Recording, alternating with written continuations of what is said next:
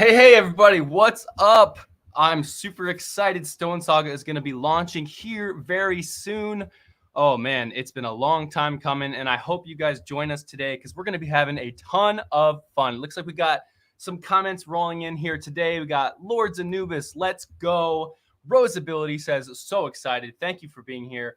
All the best for this outstanding game. Really appreciate the effort, spirit, and awesomeness in this Kickstarter and creation. Thank you, Sebastian. And one of the best looking board games I've seen in a long time. Wow, those words are super exciting to hear, and we are really looking forward to bring this game to your table. Man, Stonesaga, designed by Max Brook and Luke Eddy. This is going to be fun. We are going to be launching at 10 o'clock Central Time. That is about 30 minutes from now. Micah says, important day. Know you guys are going to knock it out of the park. Swing and a home run. Let's hope so. So for all of you joining in today, I'm going to be going live here for the next 4 hours until like roughly noon. We have a loaded schedule. So starting here at 9:30, we're just getting people excited. About 10 minutes in, then we're going to have Brendan hop on, and he's going to click that jolly green let's go live on Kickstarter button. And then after that, I'm going to be running through the Kickstarter page. We're going to be talking through some things. We do have a 72-hour early bird reward for all of you who are backing within 72 hours. You get free deluxe acrylic pieces. So if you ever played Azul, those chunky tiles in Azul, well, these mining tokens right here that you're going to be pulling from the bag. Let's get the bag. These mining tokens that you put in the bag throughout the game, well, right now they're just cardboard. However, if you back within 72 hours of that early bird, you're going to be getting nice acrylic instead of just cardboard. So that's going to be a major upgrade. And then also my favorite part, because I'm a huge nature guy, is for every backer within 72 hours, Tree Canada is going to plant 2 trees. So yes, that's 2 trees for every 1 backer. So let's hope to get all those backers here in 72 hours. Sebastian says about 15K or already want to look at this. This will be an interesting start. Yeah, do we want to make any guesses about how fast we could fund?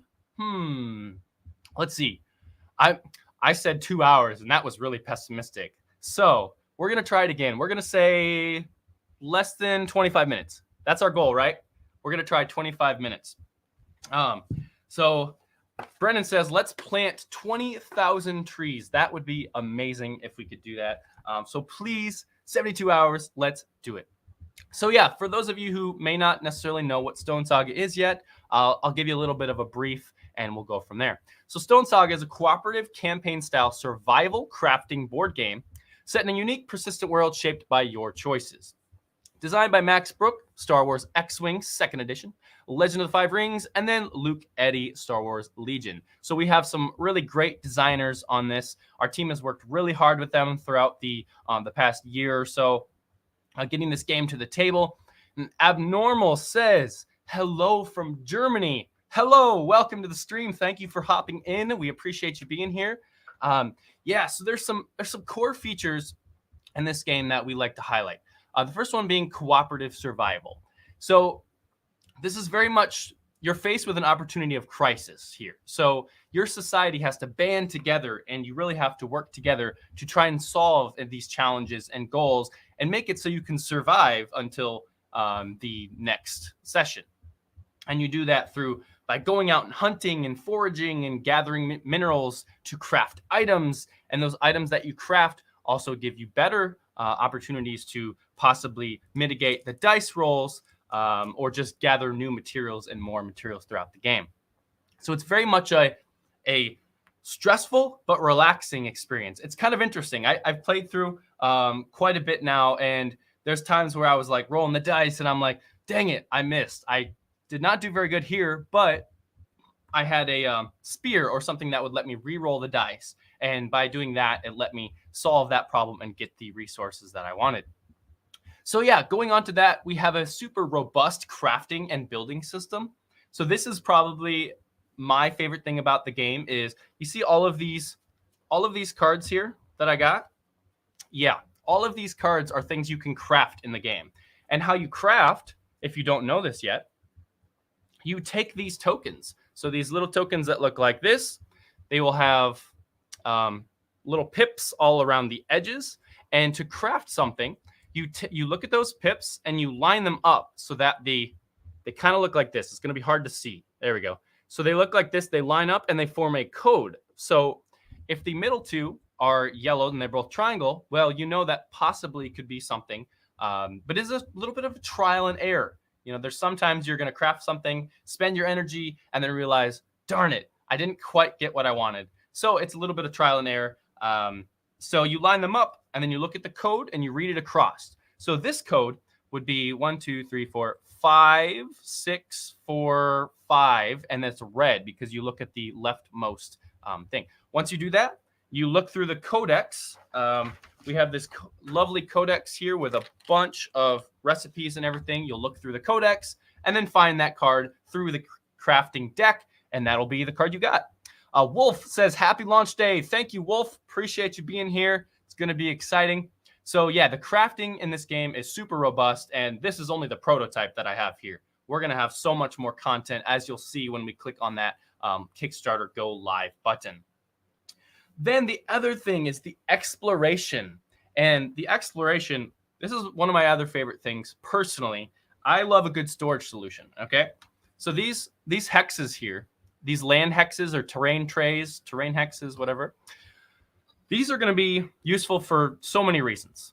One, you're going to be able to place your region tile in there, and it locks it into place. So for people who really like to play tile games or place tiles, but always see themselves moving it on the table, well, this is going to help with that. Not only is it going to help with that, but it's also going to help you save the game a lot faster because you're going to be able to put the hexes in here, and that's going to be able to go just like this in your box. And so you can, the next session you're ready to play, you pop them on out, and then boom, we are good to go and we're all set up. Yarden says, what time is launch? We are launching at 10 a.m. Central Time, so that is roughly 20 minutes, something like that. We're going to have Brendan hopping in here in about 10, 15 minutes, and he will get ready to go live. Vortac Games says, we're excited to see this and hope to carry it for the store. Thank you so much. We're excited to have you here.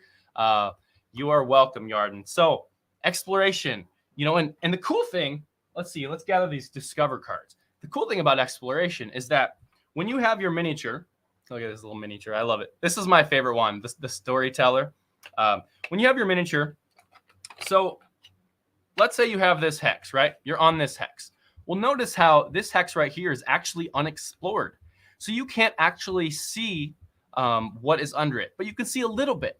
So this is really cool. It's like a fog of war effect where you know there's probably going to be a river or a lake or something here, but you don't necessarily know. So you would spend some energy, flip this tile over, and now you have, boom, you can explore that. So you can move your miniature over into that. That is a super cool effect. And the coolest thing about the exploration is that the art matters. The art truly matters. And that is one thing that I think is fascinating that we do here.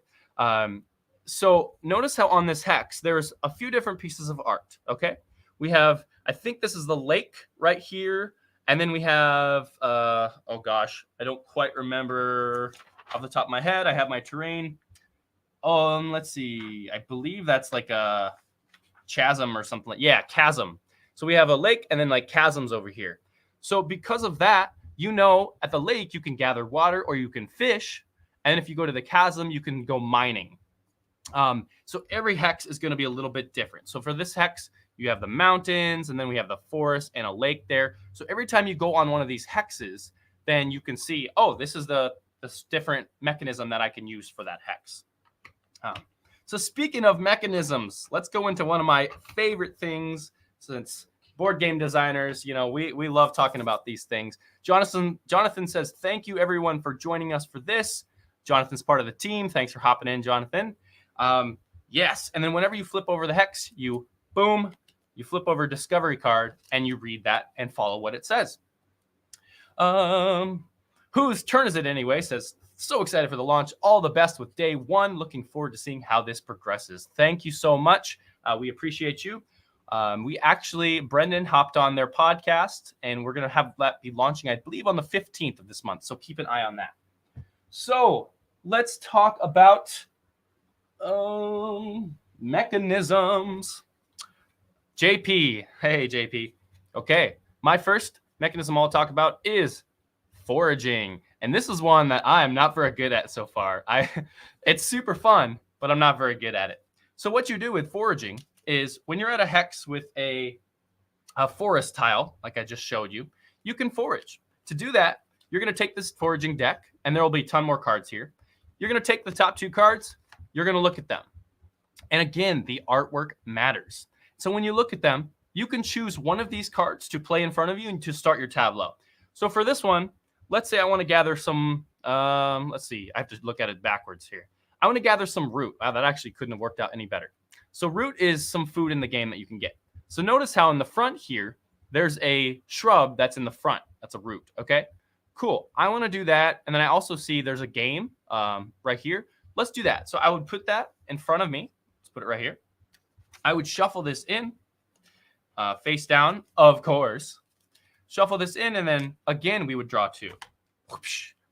So now what I'm looking for is I'm looking for layers. So there are 3 layers to this card. There is a foreground, a middle ground, and then a background. So each layer is going to have something different in it. So for example, this one is actually a predator. That's a bad guy. We don't want predators. Predators jump at you and you have to either fight it or flee it. And from my experience, fighting it's not always the best. But, you know, it's kind of fun when you get that reward. Once you defeat it, then you get a ton of resources, and that's super fun. But if this predator is ever in the front, you automatically have to fight it. So the good thing about this is you can choose. So I'm going to be like, okay, I don't want this predator. Put this in my tableau. Now I have 2 cards in my tableau. However, let's say, for example, I have this card right here already in my tableau. Notice how there's a predator right there. Well, shoot. So this is where the press your luck comes into play a little bit, because if you draw another card with a predator that's in this middle ground or the foreground, then you have to play that card. And if the predator is ever in the very front of the foreground, you have to fight it.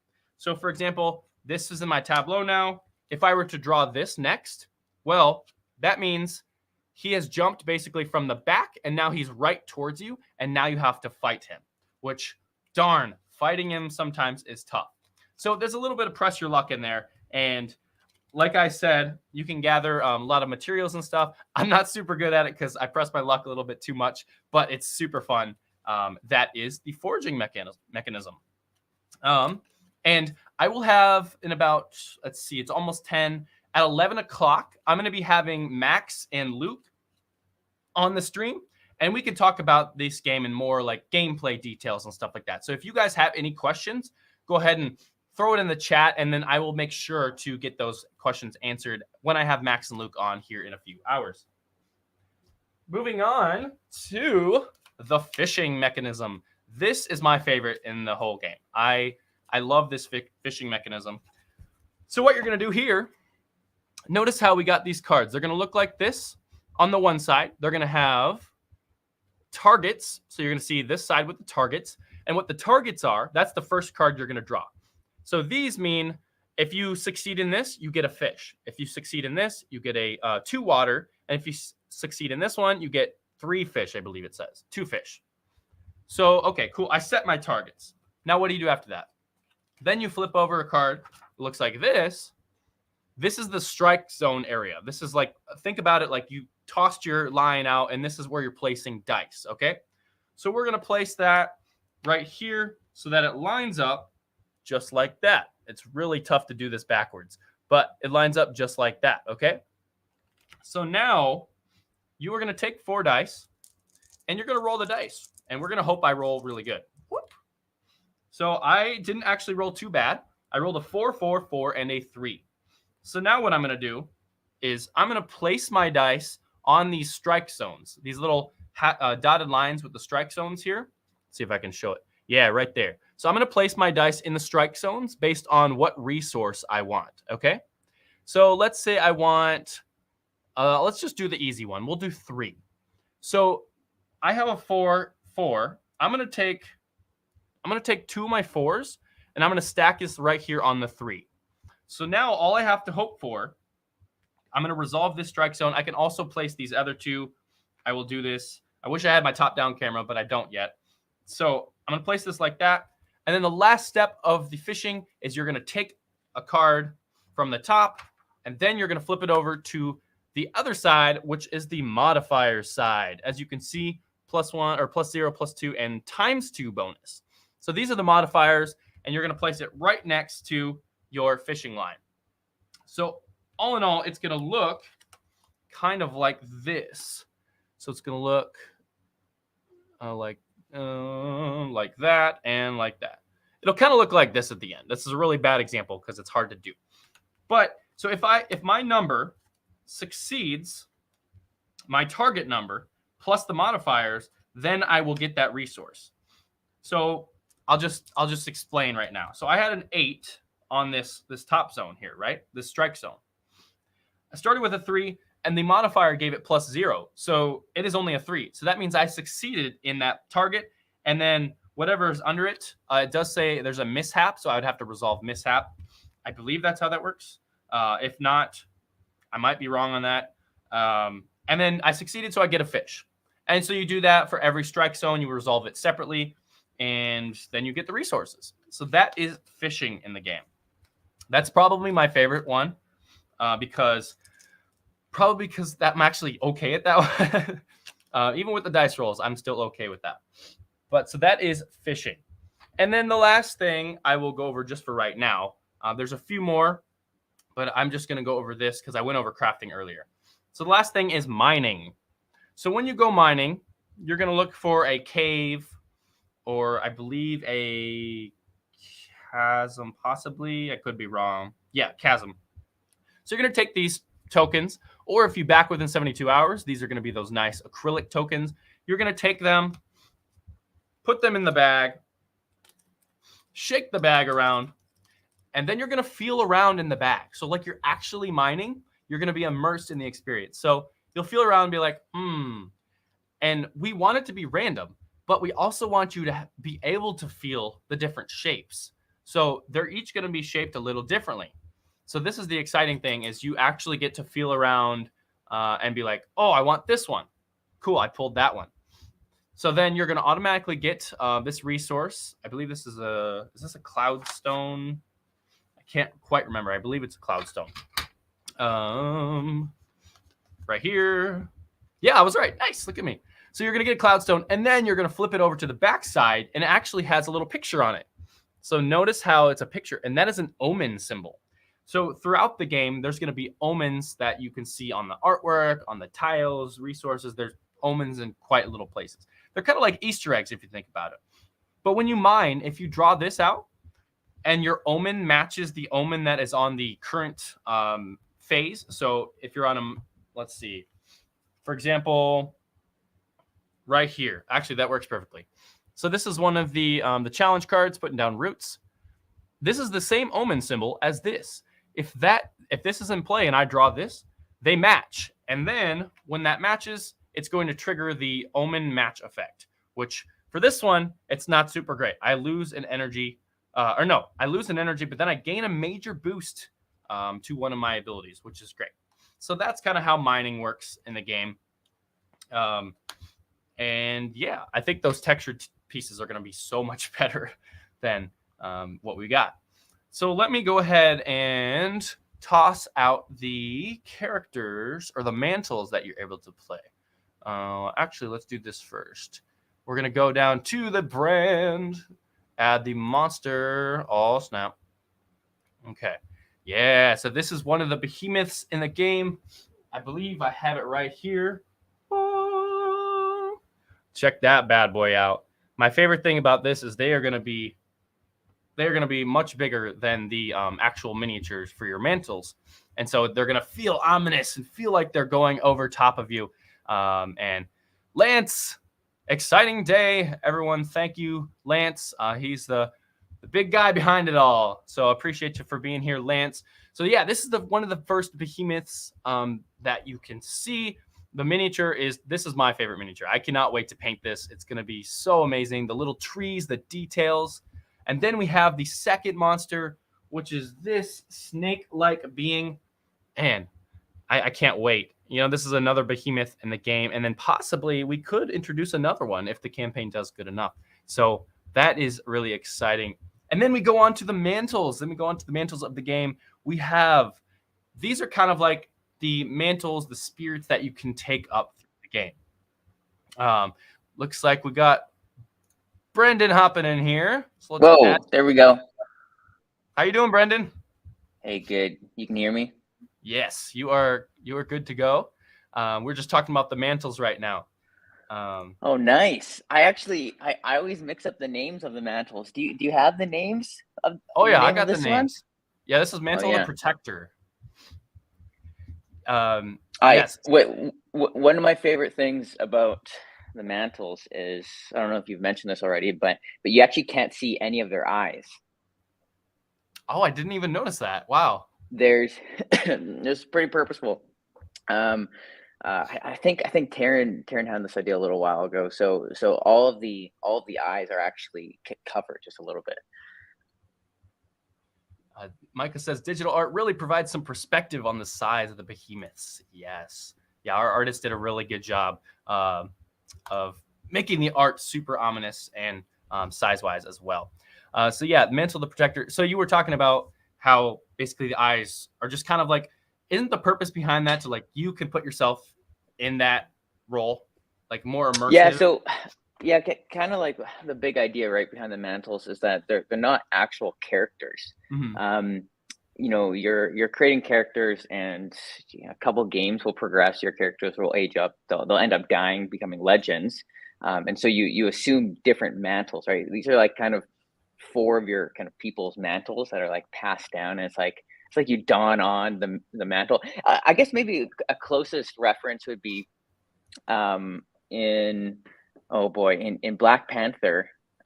Black Panther itself is like a mantle, that's like donned by by the champion of the people, right? So it's like, these mantles are in some ways like that. That's why they have cool names, and that's why you can't see their eyes.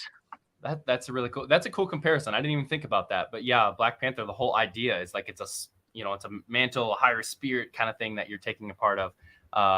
So this one is the mantle of the Seeker, the nice bow and arrow. Then we got mantle of the Storyteller. This is personally my favorite mantle. Yeah. I love this mantle. Do you have the miniature there, or are the minis broken on yours? I do have the miniature. The hammer thing broke off it a little bit. But I don't know if you can see. So let's zoom in. How can we zoom in? Oh, here, let's see. There it is. It's hard to see because the autofocus, but that looks great. What the miniature is going to look like, and yeah, one of my favorite things about the minis, like, is the cape, the texture of the cape itself. Really, really cool. Oh yeah. Yeah, I was just saying I can't wait to paint these because it's going to be it's super fun. And then we have the mantle of the Wanderer with the cool little weapons. That's my favorite. It's like Wolverine. Yeah. a prehistoric Wolverine going on. Yeah. So I got that one. I got that one right here as well. Oh, sorry. Here, let me. Oh, my bad. Yeah. Again, they're not going to be broken in the final, obviously. Yeah, the horns. The thing with doing 3D printing is resin is like quite brittle, especially if it hasn't cured properly, and depending on the type of resin. So those won't happen in production copies. Holy, we're 5 minutes away from launch, Devon. 5 minutes away. Super excited.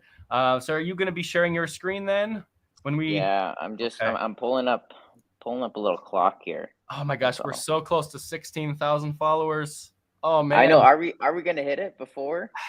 I don't think so. It's going to be close. We're at 14. We're 14 people away. 14 people away. Chad says, "Wow, let's go." Chad, thanks for joining us. We're almost there. Knuckle dusters, Micah says. And then easier to paint with no eyes. That's also very true. I stopped painting eyes on my miniatures because I was like, I'm just kind of don't want to do the eyes anymore. I kind of like it without the eyes. Eyes are tough to paint. Although apparently the pro tip is taking a toothpick, dabbing the toothpick in the color, and then pushing it in. Yeah, dotting it. That's the pro tip. Pro tip. Okay, you heard it here first, folks. That's the pro tip. Oh my goodness. 4 minutes away. We are almost there.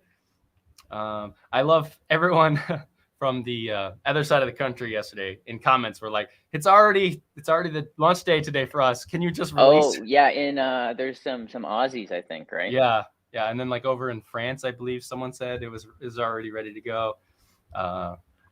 Yes. So what's your favorite mechanism in the game? Which one do you like most? There's a bunch that I like. You know, I like crafting in Stonesaga a lot, but probably for me, one of the neatest things is like, what do we call it? It's the Omen system. Oh, okay. So there's a couple different omens that are kind of throughout the game. They show up on night cards, and it kind of like is the omen for the day. But yeah, so that's the omen of the moon. And then what you can do is you can actually find these omens like littered throughout different components. So these are just the mining tokens, but you know, you might find them on artwork, like on hexes. Like for example, on the night cards as well. Yeah, that's a night card, yeah. And if you so the night card's drawn, this shows you your omen for the day. And if you see a matching omen somewhere else, you can actually kind of do like a discovery check. And it's this is really neat way of like exploring the world and of like revealing mysteries. And then there's like some fun, like I'm getting into spoiler territory, but there's some like fun mechanics that only trigger when certain omens are present too. So okay, wait just a second. I'm sharing my screen here. Because we're getting close. You can see this? Yeah, I can see it perfectly fine. We have a couple minutes left. Let's see, we got a few comments rolling in here. Finally, I've waited so many months, Josh says. Hey, me too, Josh. I've also waited a lot of months. I'm excited for you to see this. Christoph says, I love the open world and the discovery mechanism. Yes. Oh, okay. What are we? 7:58. I forget if there's a screen after I click I'm ready to launch. I feel like it will ask, are you actually ready to launch? Are you actually ready?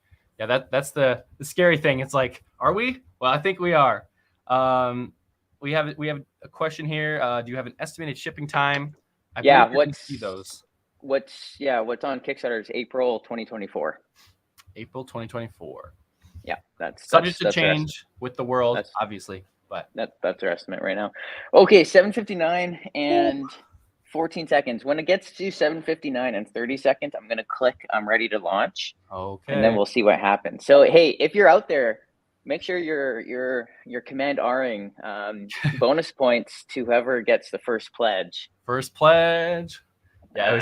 Okay, here we go. I'm ready to launch. Boom. Okay. Read all the details. We're waiting. Drum roll. We're waiting.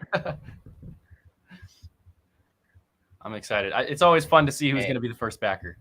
47, 48, and let's go. Drum roll. It's happening. And it's like the system's going to be like, okay, how many people are going to jump on at once? And we're going to switch this over to now live on Kickstarter. Wait, is it live on Kickstarter? Well, it should be. Oh, there it is. It's going. Yeah. Oh, congratulations. Project is live. Refresh. Okay. And that's my cue to peace out. That's your cue to peace out. I gotta go get some work done. Okay. Thanks, Brendan. Right. Have fun, guys. Oh, I almost clicked end the broadcast. My bad. Oh no. Don't do that. Okay. Awesome. We are now live on Kickstarter. So I'm going to be sharing my page, and over the next hour, I'm going to kind of just walk through the Kickstarter page. We're going to talk a little bit about things, and then we are going to go. So who's going to be that first backer? Is that going to be you? Right now, I'm going to share my screen and go over to the Kickstarter page. Awesome. Okay, I will queue up the comments here, make sure I can see everyone, and then we're good to go. Backed, Lord Anubis, backed already. Look at you go. Wow. Look at the numbers rolling in. This is so awesome. Thank you guys all so much. Josh says, by the way, it's closer to get my Mythwind. Yes, Mythwind is going great on the back end. Okay, yeah, so let's go over this Kickstarter page a little bit. We're going to jump on just like this. We're already at 1,500. So let's scroll through here. Thank you guys all so much. Again, I'm sure you've already seen this video. Cue it up.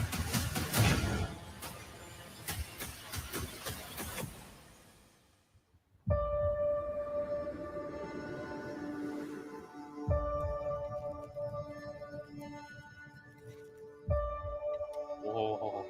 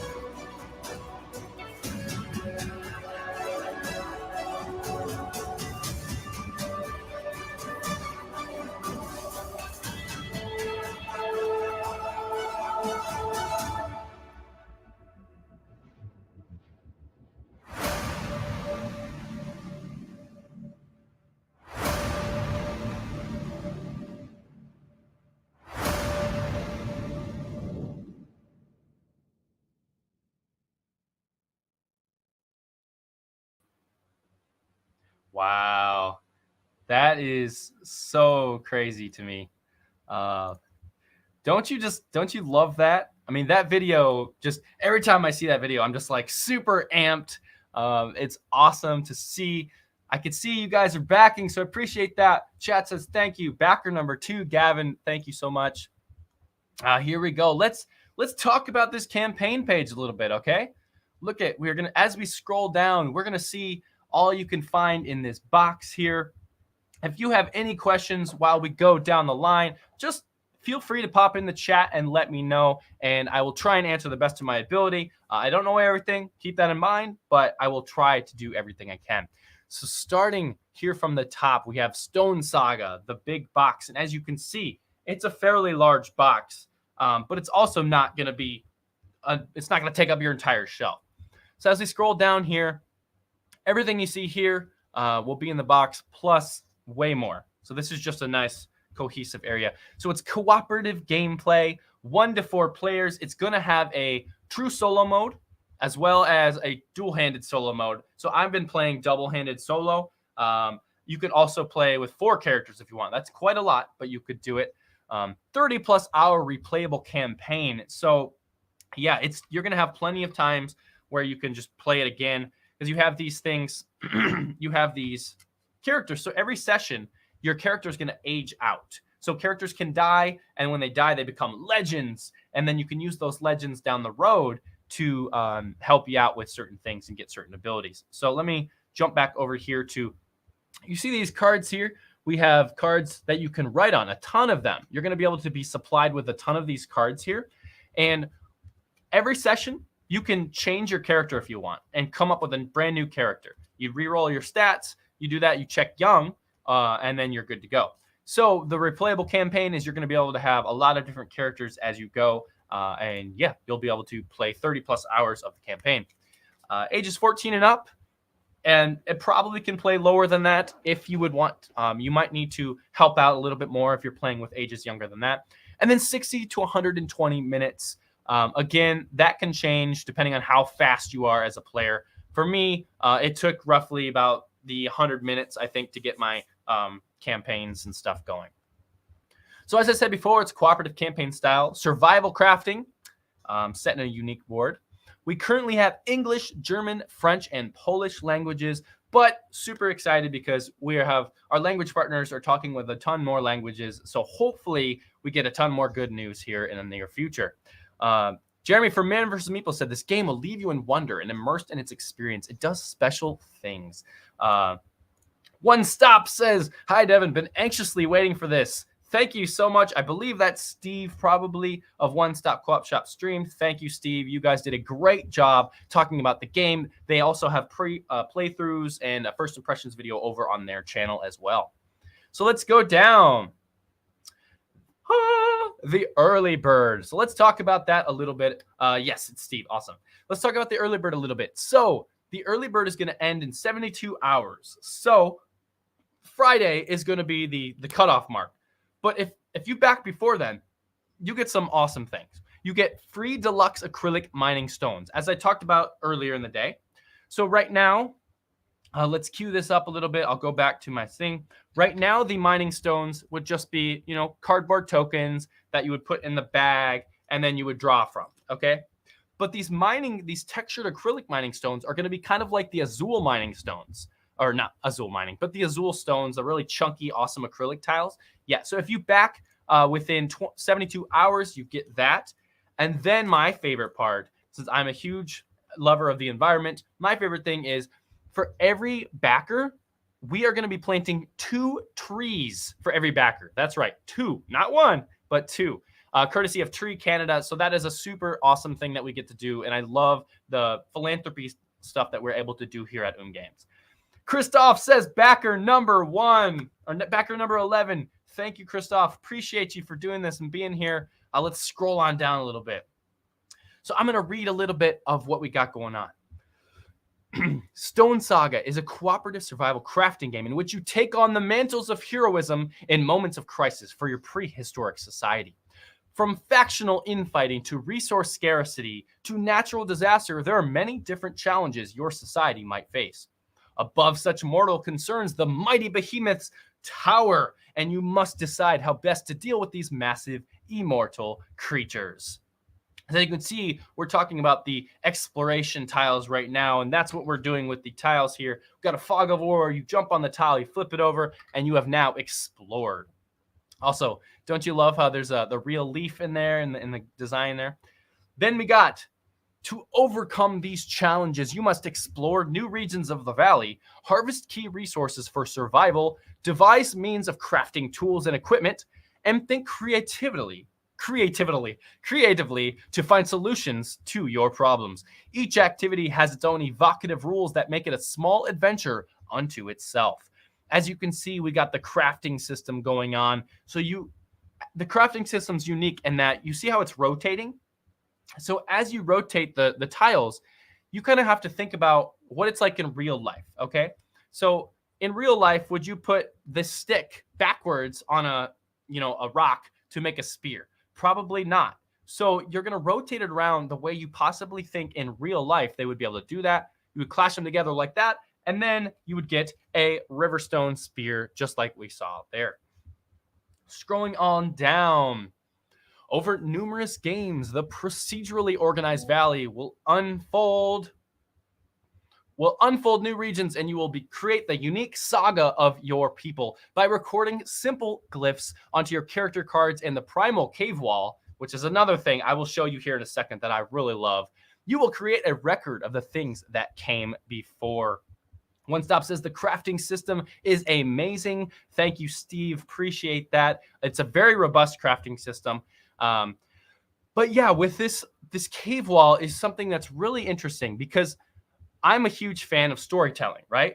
So as you go through, let's put these down and I'll show you a little bit because I already went through. I haven't drawn all of them on here, but I will show you I will share my screen here. Boom.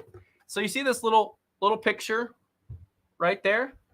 I can't point to it. So that was my drawing. That was my drawing on the cave wall. So after every session, you're going to be able to draw like a little doodle. And here's the thing. You don't have to know how to draw, okay? I am not an illustrator by any means. I'm really bad at drawing. So you can just scribble. You write notes out on the cave wall. And the best part about this is that if you don't want to ruin your box, because I know some of you really don't want to ruin the box, we are going to provide you with sheets, separate sheets that look exactly like this cave wall. And you can draw it on the sheets instead. And then we'll also have, I think, room in the journal as well if you want to go through the journal. So let me put this back on the box there. So that is how the cave wall works. Each session, every time you do it, you get to draw. So what mark will you leave? Here we got Steve in the chat right here, his video. I'll scroll down. The best crafting system I've seen in a board game, intelligent and fantastically executed. Steve, One Stop Co-op Shop. Thank you, Steve, for that. They did an amazing playthrough series. I actually followed through with their playthrough to help learn a little bit about the game when that prototype came in. Ben, thank you for joining. Appreciate you being here. Yeah, so they did an amazing job. Now let's move on to the pledges. As you all are probably wondering, what are the pledges? What you're going to get into it? And it's 10:15. I think we're doing great. We're going to pause really quick while I drink a little bit of water. Good to go. Okay. Let's see.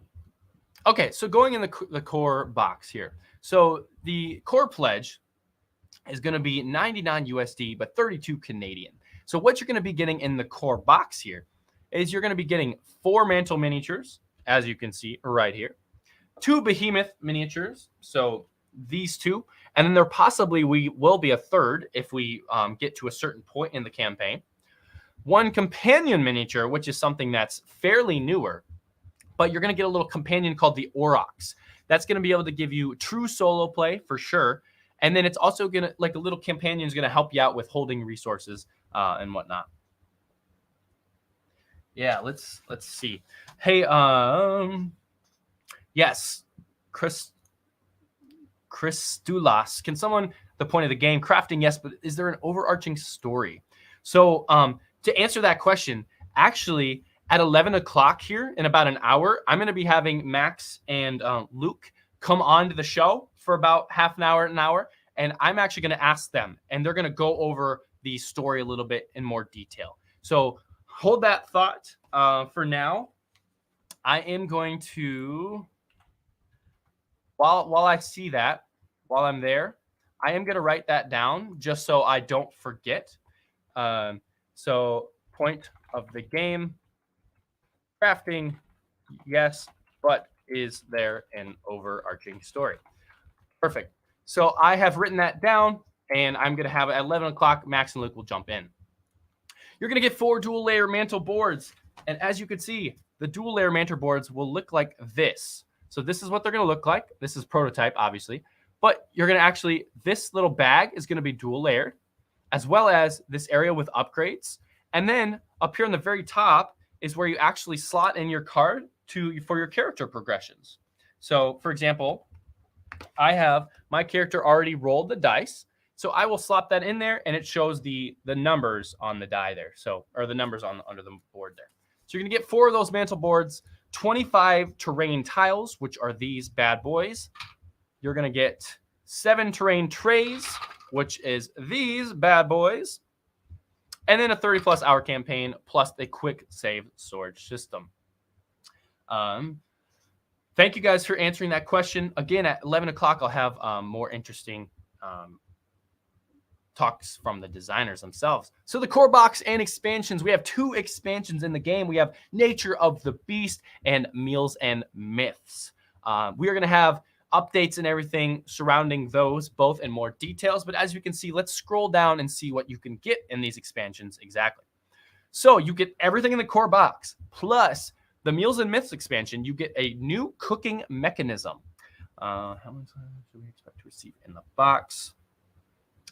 Let's see. We got Lord Anubis says, how many character slot cards should we expect to receive in the box? That is a good question. Let me just scroll down here really quick for you, because I know. There we go, right there. We're gonna expect 60 character cards in the core box plus 20 outpost cards. And then, as we'll talk about later, we have a recharge pack where you can get more of them if you want. So going back up The 2 expansions, Meals and Myths, has a new cooking mechanism. We have 1 new mantle, 1 behemoth, 100 plus cards, a new region to discover, and then you can increase the player count by 1. So right now you can only play 1 to 4, but 1 to 5 is going to be with the expansion here. Sebastian says we're almost there. I can't see the numbers, but I'm so glad. Then we got Nature of the Beast. Nature of the Beast expansion is going to give you the expanded animal companion mechanism, 5 animal companions, and then possibly a 6th if we get there.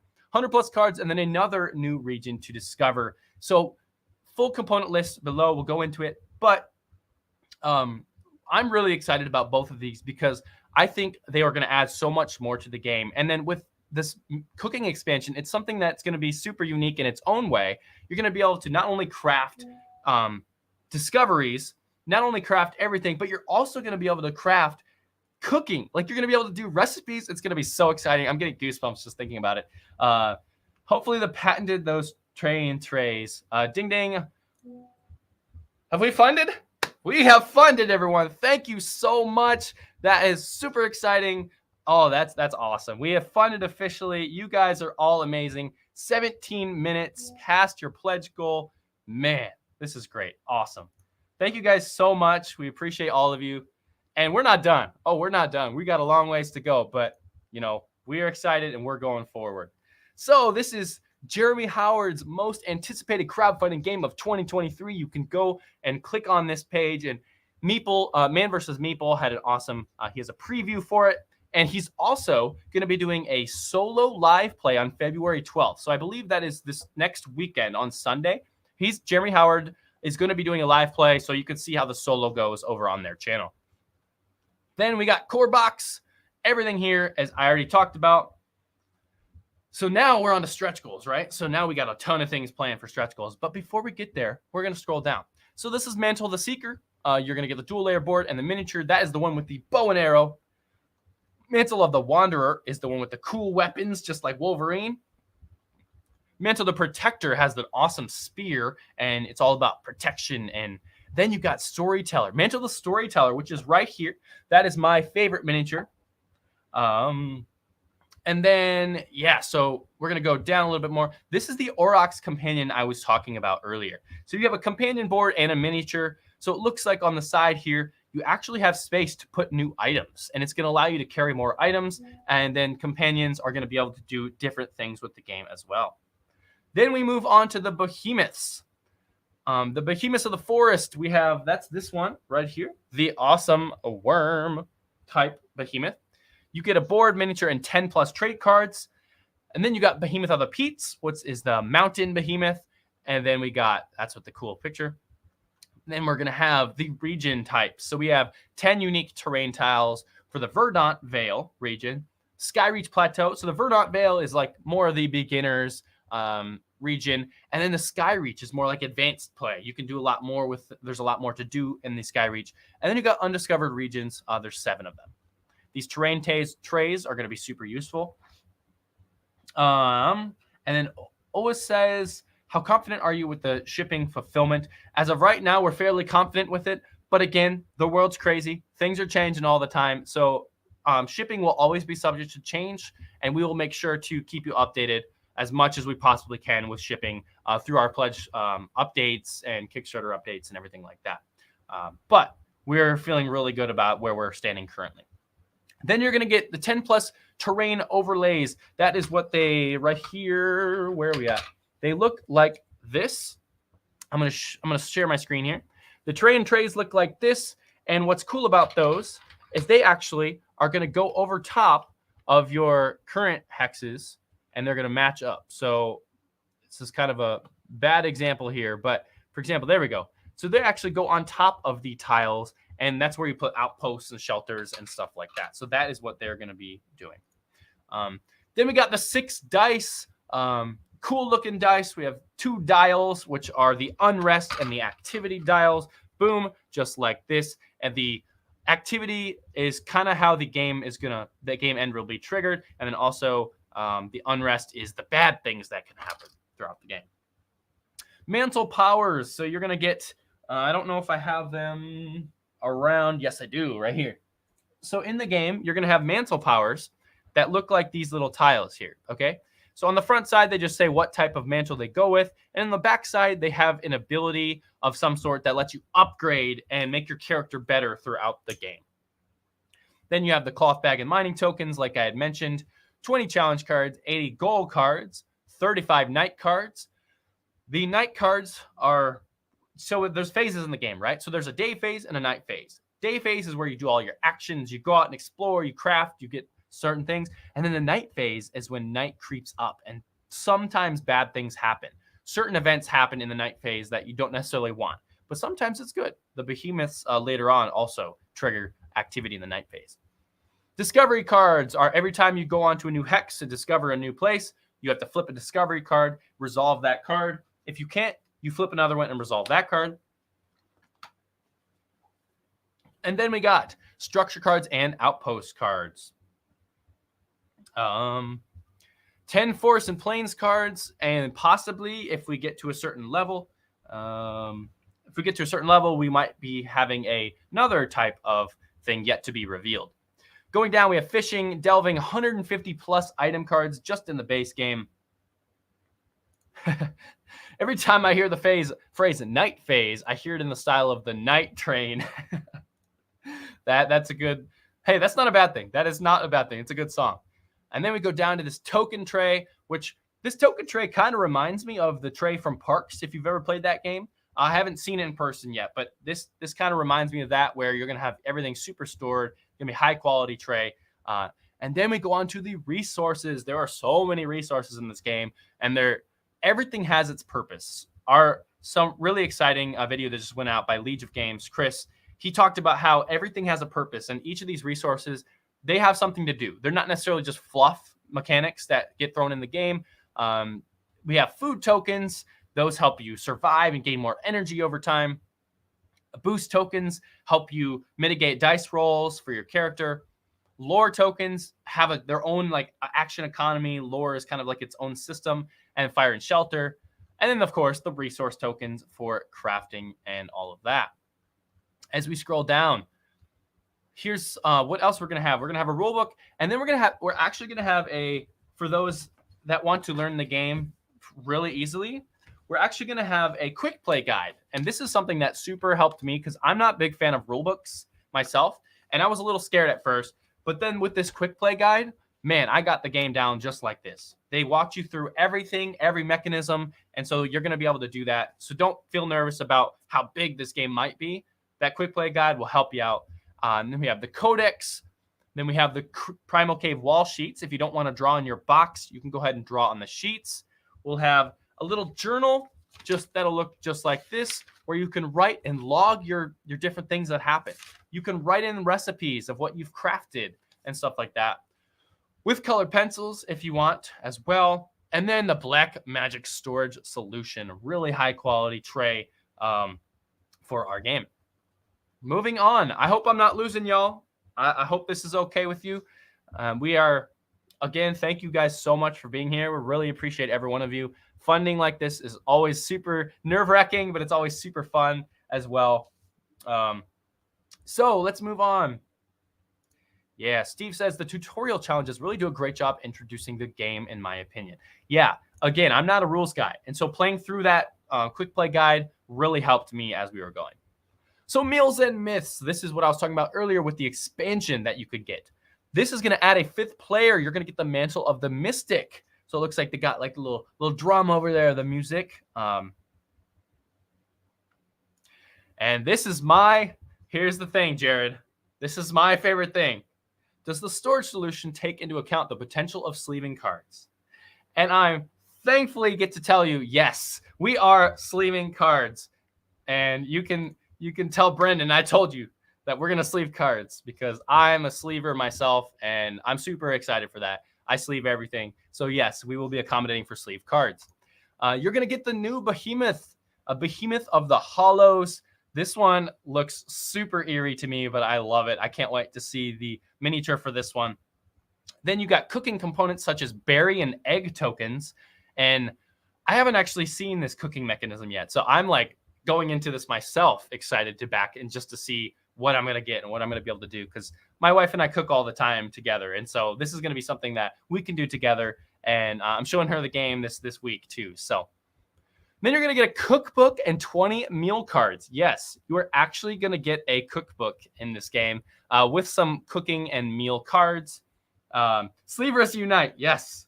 Well, let's see. Lord Anubis says, will meals and myths include extra energy? For the 5th player, it doesn't show in the image. That is a good question. I believe that might be a question for Brendan. Brendan, if you want to help me out with that. I don't see it here, but I'm assuming you'll probably have enough energy to be able to work with that. But we'll lean to him to answer that question. Then you'll get 3 new challenge cards, 20 gold cards, so 2 more trays, because of course you need some trays, character cards, night cards. You'll get a ton more content pieces here. And then the rulebook as well. So that is the Meals and Myths expansion. Moving on to the Nature of the Beast. This was our first announced expansion, and each of these expansions I will be going over in a little more detail in its own Kickstarter update. So just keep an eye on the Kickstarter updates. We're going to have one every single day. But confused already something. That is good to know, Chris. We'll keep note of that. I'll remind them to change that as we go on after this. So it says we missed the Canadian prices on the expansions add-ons. Confused already some people. So Brendan, if you're watching, anyone, if you're watching, go ahead and update that as we go. So the Nature of the Beast is something that's interesting. New animal companions. So these are the companions I was talking about. Artwork in progress. Oh yeah, that's a good point. Jared, I forgot about that. Yeah, so Jared says, you have less maximum energy and health the more players you have, so it might not need the extra tokens. That's a good point. I totally forgot about that. In the actual game, if you have more characters, you have less energy. So if you have a 6th player, let's say, you guys are going to have a lot less energy, so you're not going to necessarily need the extra token. Thanks, Jared, for pointing that out. I forgot about that. This is why community is helpful. So new animal companions, artwork in progress. So down the line, we will most likely be doing some sort of artwork vote from you guys on the animal companions, who you want to be voting in for the game. Again, keep an eye on the updates. We are going to be doing every day. I'm going to be releasing a new update. Okay, so we're doing daily updates. And then I'm also going to be doing some reveals. We're going to be revealing add-ons as we go. So that's something new that we're doing in this campaign that we didn't do before. So be excited for those. The updates, we're going to have really good information. So with the animal companions, you're going to get 5 boards and 5 miniatures. The boards are kind of like this. You're going to get 3 terrain trays, challenge goals, gold cards, some 10 unique terrain trays, and then a bunch more cards, as you can see here. Again, just like the other expansions. So I think the animal companions are going to be an exciting thing to vote on. And when we vote, we'll do something in Board Game Geek. So you guys will go into the Board Game Geek post and we'll vote there. And then we'll call it a good day, right? Adam of Rolling Solo says, hits the sweet spot in complexity for a survival crafting board game. The art doesn't just look great, it's a part of the gameplay too. Adam of Rolling Solo just released his video. If you want to click on that, go over to his content. Amazing content creator and great for solo players if you're interested in something like that. Moving on to the gameplay. So I'll just go a little bit on the gameplay here. Generational storytelling. So Stonesaga aims big. Each game represents a pivotal moment within the timeline of your civilization, and seasons, generations, or even epochs can pass between these key crises. The first game's events will be the 5th game's history and the 10th game's distant legends. So as you can see, the game over time tells a longer story, a bigger story than what you think there. Then we got gathering resources. Resources are vital to your people's survival as they build a life in their new environment. From food to materials for crafting, forage in forests or on the plains, fish in rushing rivers and ancient lakes, mine the caves and chasms, and delve into the sunless depths beneath the valley to acquire critical assets you'll need to thrive. And the resources, man, this is very much a game where If you like resource management or resource collection, you're going to love it because there's a lot of that going on. And what resources to keep, what do you want to craft at certain times? My wife would crush me in this because she's a resource management kind of player. Then we got crafting and building. Each material you harvest has a token that can be used in Stonesaga's unique code-based crafting system. As I talked about before, that puts you in the role of a prehistoric inventor. I love that. Prehistoric inventor. Match any two materials, just like this, as we talked about earlier. Match any two materials to discover the crafting codes for weapons, clothes, and tools that will help you carve out a place in the valley. And then, of course, like I said, it's a cooperative survival game. From sharing knowledge to exchanging resources to giving life-saving first aid. So that's the thing. You can actually get knocked out and incapacitated in this game. But your friend or whoever you're playing with can jump over to your hex, perform an action, and then revive them, and you are no longer on the verge of dying. So that's a cool little cooperative element. So it pays to stay together, but also there's a risk, like more reward to expand, but also nice to stay together. Each character's unique mantle gives their character a power that strengthens the group, making the team stronger than the sum of its parts. So grab your friends and work together to face legendary crisis. And then, of course, exploration and discovery. There are many secrets, wonders, and perils hidden behind the icy glacial walls that kept your ancestors back from the valley. But as this realm opens up to your people, it will fall to you to find new regions, uncover hidden omens, and face the hazards that come with exploring past the ancient horizons. Man, doesn't this just really immerses you into this experience? And it's like, as I was playing, yes, I'm the community manager here, but I've been playing, and man, I'm telling you, I feel like I'm in this environment. I feel like I'm a part of this society, and every action I do, I feel like it means something. And in games like that, I really love. Behemoths, your people are not the only entities to take an interest in the newly exposed regions. The massive immortal behemoths have also migrated to the valley. These creatures are unrestrained forces of nature, changing the world with their stride. Yes, they are large and ominous and in your way. Your people must learn to survive in their shadow, lest they be crushed beneath their uncaring tread. And then we got true solo play, of course. If you'd rather go it alone or take on an extra challenge, try out this true solo play. As an advanced scout for your people, your role is hard, but you'll have several key advantages to give you a chance in even the most unforgiving circumstances. Persistence.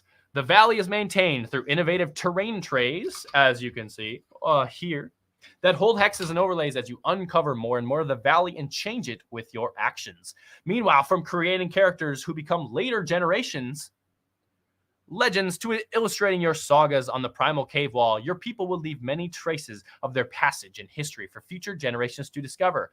Again, that's so cool because you're able to, across plays, you don't necessarily have to have the same play group. You can have someone jump in as a new character, work with that session, write their letters on the cave wall, and boom. The next play, you can have another friend come in. They can make their mark on the box. So the more times you make your mark, you can watch the story go as new people, new friends make their mark on the game. And again, giving me goosebumps. Just like the thought of having that long story is great. It has a drop-in, drop-out system, just like I was talking about. Each game is a discrete event in the history of your people. Each character lasts for only a few games at most, as it is this society that is continuous in a campaign, not any individual. Between games, you can swap mantles to try new powers, change the number of players, or even have someone show up for a one-session guest spot. And that's what I just highlighted. I think that's such a cool, unique aspect that I've never seen in a game. A lot of times, like with my play group specifically, we don't have a lot of time to be like, hey, we have a consistent big campaign group. But if I could be like, hey, you want to jump in for this run? You want to jump in here?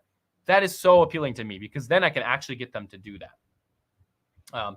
Meals and Myths, like I said, the expansion adds a new activity for cooking as well as a new region in which to gather the excellent ingredients you'll need.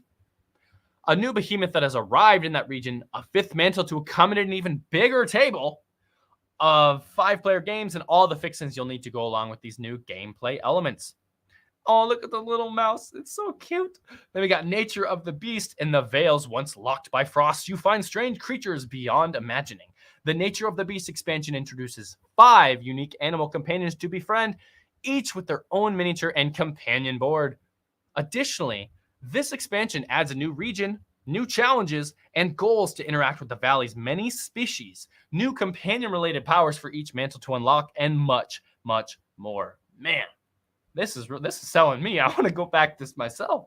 And as you can see, we have price tags for all the things, the current add-ons, $55 for the expansion there, also for the second expansion, and then the recharge pack, which earlier, as I talked about, you get these characters, it's a drop-in system, so you write your character things. If you're running out, you have plenty here to start a lot of campaigns. But if you feel like you're going to need more, and you're going to play this game a lot more with other friends, then the $10 recharge pack will give you a lot more of these cards, recharge cards, as well as the outpost cards, so you have more to work with. And here's the fun thing. Rogerio, hello from Winnipeg. Hello, thank you for joining the stream. Appreciate you being here. The exciting thing here, we're doing something new. We're revealing add-ons throughout the campaign. So right now we have these 3 add-ons, but every single day we have a new Kickstarter update with new and exciting things that we're releasing, stretch goals that we've completed or possibly be announcing, and add-ons will be released every single day. So be excited for those updates. I will make sure that every update is meaningful for you. Because as a previous backer of things, I know how it is when you see an update and it's just the same old every time. I want to change that. I want to do something different with this, and we're going to do some exciting updates here. Then we go on to the stretch goals. The stretch goals here are the $200,000 stretch goal, expanded foraging. This is what I was talking about earlier, where we're expanding in. Jared says, I assume the recharge pack will be available after fulfillment is done from your website as well. That all depends on a few things. Most likely, I can't guarantee it at right now due to possible costs and everything. But that's a good question. I would hope so, because I know I'm going to be using a lot more. So for right now, that's a good question that I'll write down. I'll keep noted for later on, and we'll see if we can answer that one. The expanded foraging. So I believe we're expanding into wetlands maybe, or something like that. Maybe that'll be long-term. 5 new challenge cards. So challenge cards are the big overarching challenges you need to complete for the game. Then expanded fishing. So 400,000, we're going to get a ton new expansion cards for the fishing, because right now we have a handful. That's enough for you to do the core expansion. But with that, we want to be able to give you more exciting content in the game.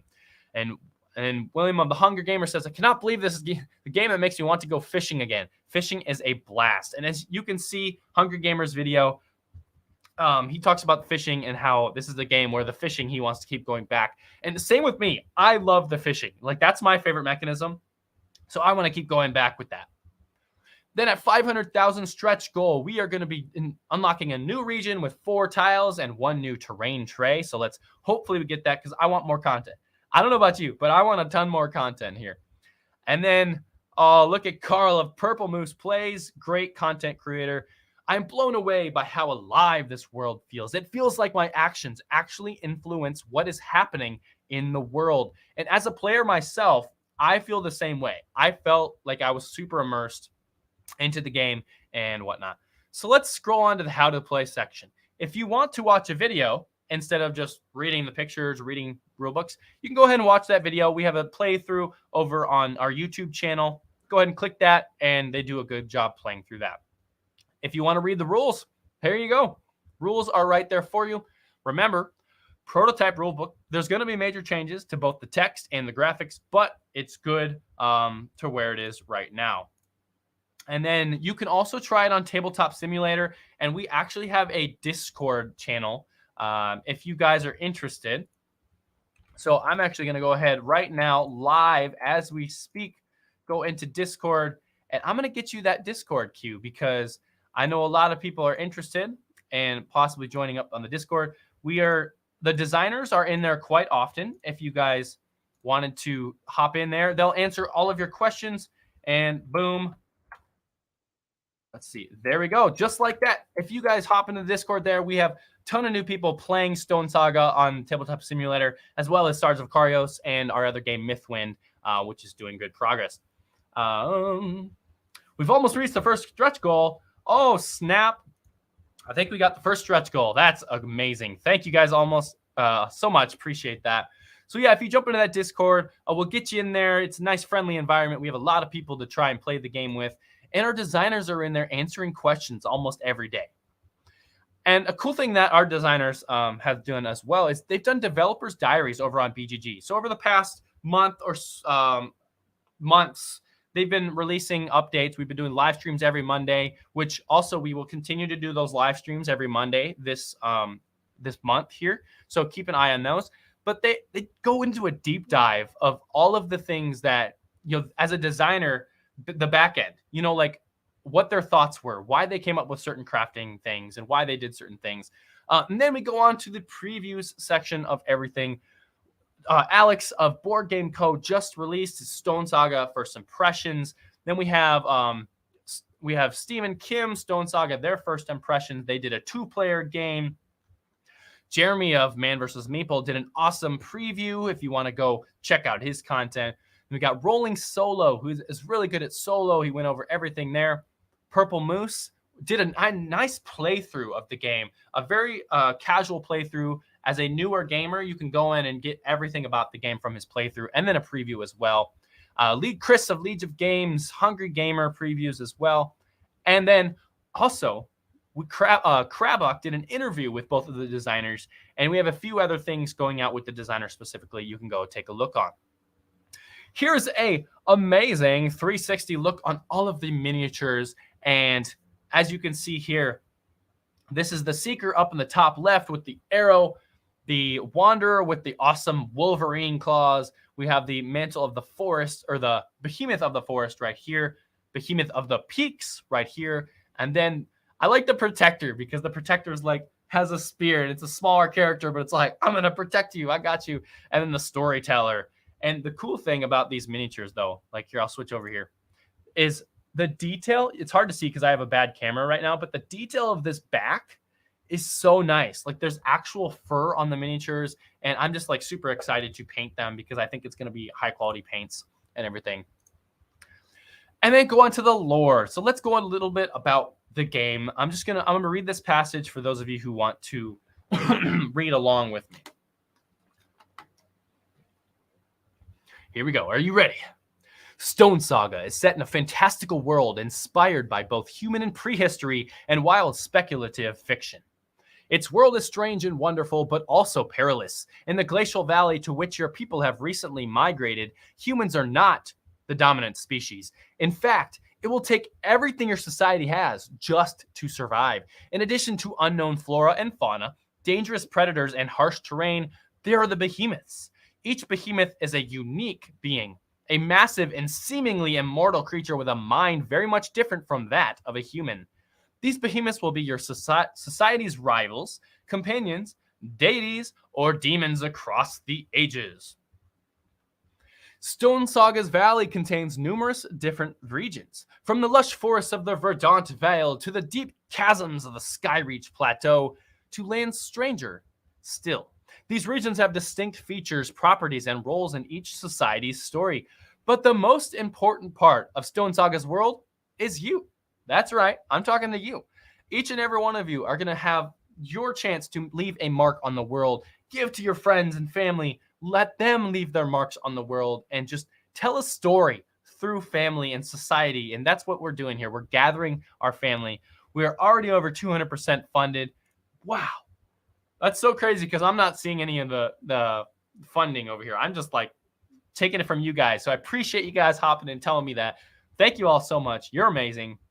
I can't wait to continue on this trend. You'll be the one to interpret its many mysteries, mark deeds of legend, and decide how the story unfolds. The emergent narrative of Stonesaga is an integral part of its world, and your choices will determine the future of both your people and the valley they inhabit. So as you can see, it's very much a game where you can predict, not predict, but you can change what happens. You can do things in this session that will help this session. or you can when your character dies, you have a legend, and now that legend is going to be able to help you with the next session. William says, this game is different from anything else I've ever played. If you want to go check out its content, you can go over there. And then we go on to the ever graceful shipping. Keep in mind, everything is going to be charged in the pledge manager after the campaign has ended. Below are the estimated fees in US dollars, but add-ons may increase the shipping fee. And keep in mind, the world is crazy. Things happen. Shipping is subject to change as we go. But we're going to do our very best to continually update you guys as best as we can in each of the updates and talk about if anything were to change as regards to shipping. As we all, of course, me too, as a backer, shipping gets on my nerves sometimes, but I'm going to make sure that we keep you guys updated. And then VAT, a big thing here too, is VAT will also be calculated in the pledge manager for countries that are part of the EU and the UK. Any sort of questions around that, I won't necessarily be able to answer, but ask those questions and then we'll be able to get those responses in a comment below in the Kickstarter comments and everything like that. I just want to now give a huge thank you and a huge thank you to all of the credits. We're not done, but here in about 15 minutes, I'm going to have Max and Luke jump on the stream, and I'm going to talk to them a little bit about why they created the game, a little bit more about the lore, and let's just talk about more things mechanically. So you'll have me for about 15 more minutes, and then we'll hop in with them. So I'm just going to go over the credits here. Our team has done an absolutely amazing job with everything in this game, and I just want to thank every one of them. I want to thank them for letting me be a part of this. Since joining this team, I've loved every single minute of it. I wake up excited to go to work. And it's super exciting for me to be able to be in the industry and working with such a talented roster of team here. Starting off the top, we have Brendan. Brendan, the creative director. You guys know Brendan. He is an absolute genius. He's a visionary. He's a great boss, and he does a great job of well informing the public and informing us all of the duties that we need to do. So he is an awesome creative director. Then we got, of course, Taryn, the art director. Taryn has done a fantastic job with all of the art direction. So I will go with the artist next, but man, everything you're seeing here is the minds of Andrea and Taryn helping out with direction and the graphic design. All the things you see here, most of the things you see here, she has designed, and man, just highly professional. And I love working with such a great designer. And then, of course, Andrea Koraveshi is our artist. You're going to see Andrea in the comments, possibly around the area. Andrea has done such a fantastic job with this artwork. And man, it's just, this art sells games. If I'm being totally honest, like, I want a game with amazing and beautiful artwork, and this one does that. Thank you to Max Brook and Luke Eddy, the game designers. I'm going to have them on here in about 10 minutes, something like that, to talk about things. Any chance of a big box? If you're talking about big box in regards to Stonesaga, I mean, I guess there has to be more context of that. Stonesaga is already a fairly big box, but if you're talking about packaging all three of them, then probably not. I don't know. There might be some context there that I'm missing. But yeah, so Bryce Cook has done our 3D designs. Huge thank you to Bryce. We love working with him. He's done a great job with all of our 3D stuff. Lauren Marshall helped out with some graphic design. Oh, big box with the expansions. That's a good question.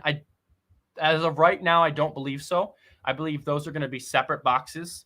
But who knows? Depending on the funding goal, that could possibly be something. If you guys are interested in that, possibly could be something we do. But that's up for discussion. Thank you to Lauren, who does some of the graphic design. Kevin and Kev Lar, who you're gonna see them in the comments, and a lot of the customer support. They work alongside me a little bit with all the customer support, and we have to thank them. They did an amazing job so far, and we can't wait to continue to work with them. Amy, who does all of our financing and helping us basically make sure we're on the ball with things. Thank you so much to Amy. And of course, Lance. Lance is the big boss man, the creative catalyst. And yeah, thank you, Lance, for being able to put this team together and giving us the opportunity to work together and produce this amazing game. And I'm so excited because we're just starting. We're just starting, everyone. Like, once this campaign gets over, we got so many other exciting things, and we're going to get, Mythwinds rolling really great. We got Stars of Ikarios probably down the Rhine here, possibly Q3, like all sorts of things. Momo says, are you guys based in Canada? I am the only one that is not in Canada. I am actually in Iowa in the United States. However, the rest of the team is all in Canada, British Columbia and Kelowna, Canada. So you can see them up there. Yeah, and then of course, I don't want to talk about myself too much. I'm just the community manager. So if you guys see me in the comments, I'm talking all over the place. You'll see me all over the internet, doing YouTube videos. I'm a content creator. I work with other creators. Of course, I work for Games now. So you're going to see me all over the place. And if you want to say hi, I'm very open to discussion. I love talking, meeting new people. So yeah, I'm super excited to meet all of you, and you'll see me around, comments, social media, the Kickstarter updates, everything like that. And then, of course, huge thank you to Jonathan as well, who's in the comments here. He's helped out with a lot of the things behind the scenes. And then the rest of our team, our team has done such a great job. And a special thank you to Andrew and all of the play testers. Thank you so much, play testers, because without you, man, this would be tough, because this kind of game is tough to play test. And all of you amazing play testers have really helped us nail Stonesaga down. And your feedback has truly been great to have. Moving on to localization. These are our current language partners, and we keep adding more of them as we go. So these are the current languages. I know we have French, German, Polish, and English currently, but we're continuing to talk with our language partners and go forward with them. So huge thank you to Mob, Vanguard, Meeple on Board, Board Game Circus, Frosted Games, Don't Panic Games for our French, and then Polish language is Galacta, I believe that's what it says. Social media, find us everywhere online. We're going to be all over the place. We have Board Game Geek. Whenever we do community votes, we're going to jump over to Board Game Geek. So make sure, if you haven't clicked over on Board Game Geek, go over, visit that. Click, like some pictures, comment on some threads, make some threads. We're going to do some crazy, exciting things. Ken says, still on the fence. Game looks so cool, but not sure if it will hold up over time. And that's totally fair, Ken. We're not forcing you into anything here. The only thing I will say, as a player who has already played 4, 5, 6 challenges, the excitement for me comes with the new cards, the new challenges. It's not necessarily the core mechanisms, because the mechanisms are fine and I enjoy them. But really, for me, the excitement is the possibility of things to craft and all sorts of things that, we could go into. And so I can see over time that as you draw new challenge cards and as you draw new goal cards, you're going to get more excited, because game keeps progressing. And here we go. So in about 6 minutes here, we're going to have Max. And I don't know if Luke's going to join us, but I know Max is going to be joining us here in about 6 minutes. So we're on social media everywhere. You can find us. And then if you're a retailer, we have retailer pledges here. We don't have any current plans for retail beyond this Kickstarter outside of the retail pledges here. So if you are a retailer, keep that in mind. Be sure to back now, because we may not have plans for retail going forward. Lord says 30K away from the first stretch goal. Yes, that's exciting. And then Jared says, from my Kickstarter page, is 30K over. So there's a lag between Kickstarter pages. So we could be going here. The last thing. Yeah. So I'm going to go back over here. Thank you guys again so much. Here in about 5 minutes, I'm going to take a quick 5-minute break, and we will be right back. And we're going to have Max jump on, and we're going to talk with Max a little bit about the game, a little bit more about the lore, and just we're going to have a casual conversation and keep you guys in the loop. So for now, thank you guys so much, and we will be right back. Let's see.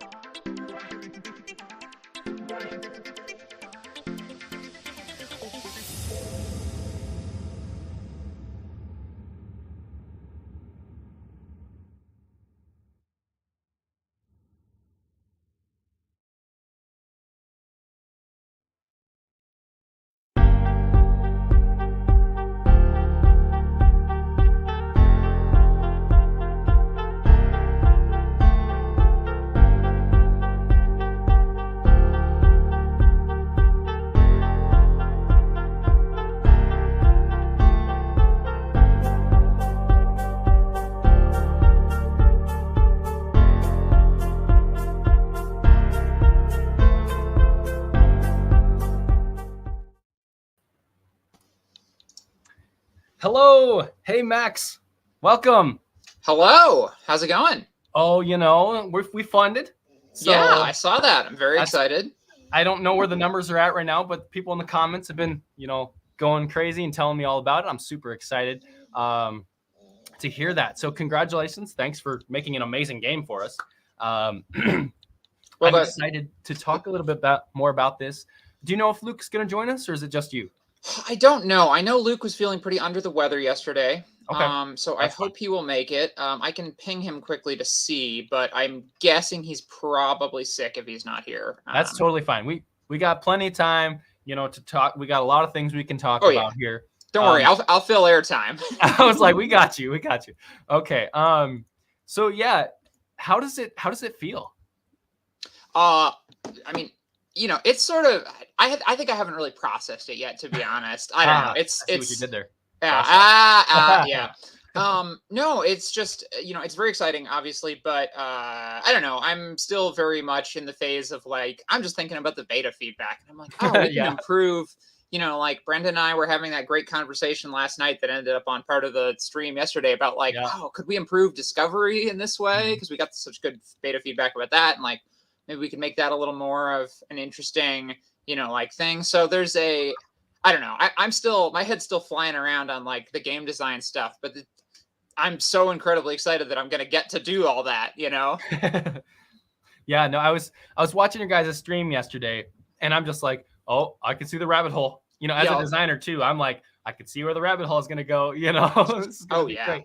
But yeah, I mean, that just goes to show you how much content there is in this game. I mean, I just played the first few challenges, and I'm just like, this is a prototype. Like, there's so much more that I can do with this. And let's just, for those that I'm sure people know who you are by now, but if they don't, go ahead and give us the pitch. Who are you a little bit? Tell us a little bit about your background, history, and how Stonesaga started. So Stonesaga started with a concept that Brendan came up with, which is he wanted a game where he wanted a prehistoric fantasy game where you draw on the inside of the box lid. Yeah, you can show us. Yeah. You draw on the inside of the box lid, and it's this cave wall, and you've got a drawing in there. Perfect. Yeah, the mark of the arrival. That's great. And so he had this concept of like this game, and we had a couple of conversations about it, and we really sort of distilled like, what is the core concept here? What's the heart of this experience we want? We kind of came down to like, we want a game where you're leaving your mark on the world is leaving its mark on you, and so we came to this game where you've got a civilization and you're guiding it throughout, the generations across these epochs.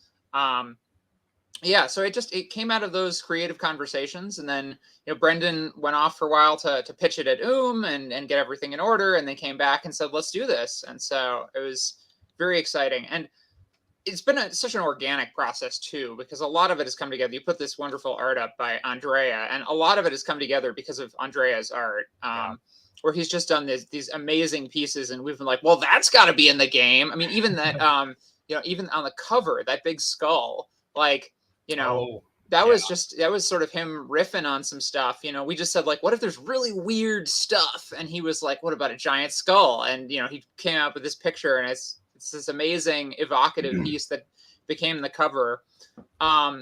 And a lot of the mechanics have come out of that stuff too. The whole art as mechanics idea. So it's just been this really like, really organic process where we've just kind of like, Brendan has really encouraged me to just like, let's figure out what the best game is at every turn. Yeah. And so we've gone through this incredible number of iterations. I mean, there was I don't know if you know this, Devon, but there was like a period of time for like a month where the prototype I had that I was working on was a roll and write. And it was like you filled in basically. So you'd like fill in this map procedurally.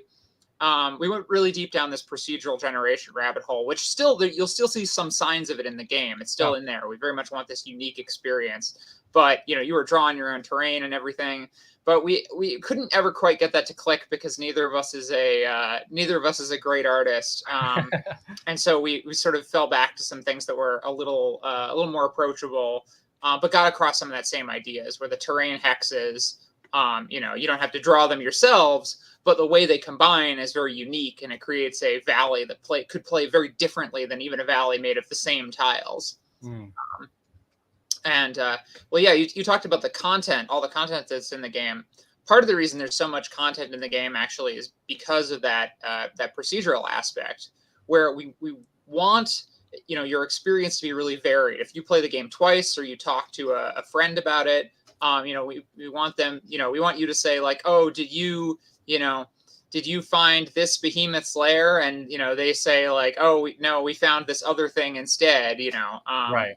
Or like, did you find this weird location? Oh, no, we never saw that, And so there's a lot of content packed in, even to the beta, because of that. So, each of those terrain trays holds 3 hexes. You can put 3 of those down together to make a zone, but we actually include one more tile than you'll be able to use, because we really liked this idea that like, you don't see every tile every game. So there might be some weird thing that you just didn't encounter. So that's sort of how we found a way to incorporate that like procedurality, and that sort of like a little bit of like roguelike, or maybe more like roguelite inspiration, of like, every run is a little different. You're probably not going to play Stonesaga as many times as you play, Rogue, because you're not going to just die immediately a bunch of times. But but it does have that same sort of thing where if you play it again, it'll be pretty different. And as I was playing, I'm just like, I loved the amount of the different things you can do. I love games where there's like little mini games. And I felt like this the entire time, because there's, foraging and mining and fishing. They're all their own systems, and all of these systems work together so well. And that's something that I really appreciate about the design of it.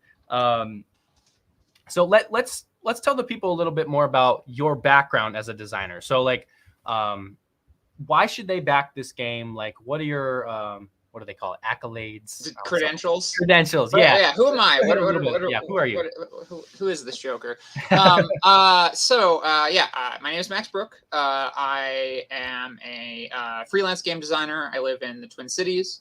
I started in the game career. The first thing I did in the game career was an internship at University Games out in San Francisco. And University Games is a very different type of product from Stonesaga, but I learned a lot there about the games industry, about sort of how one way to do strategy in the games industry.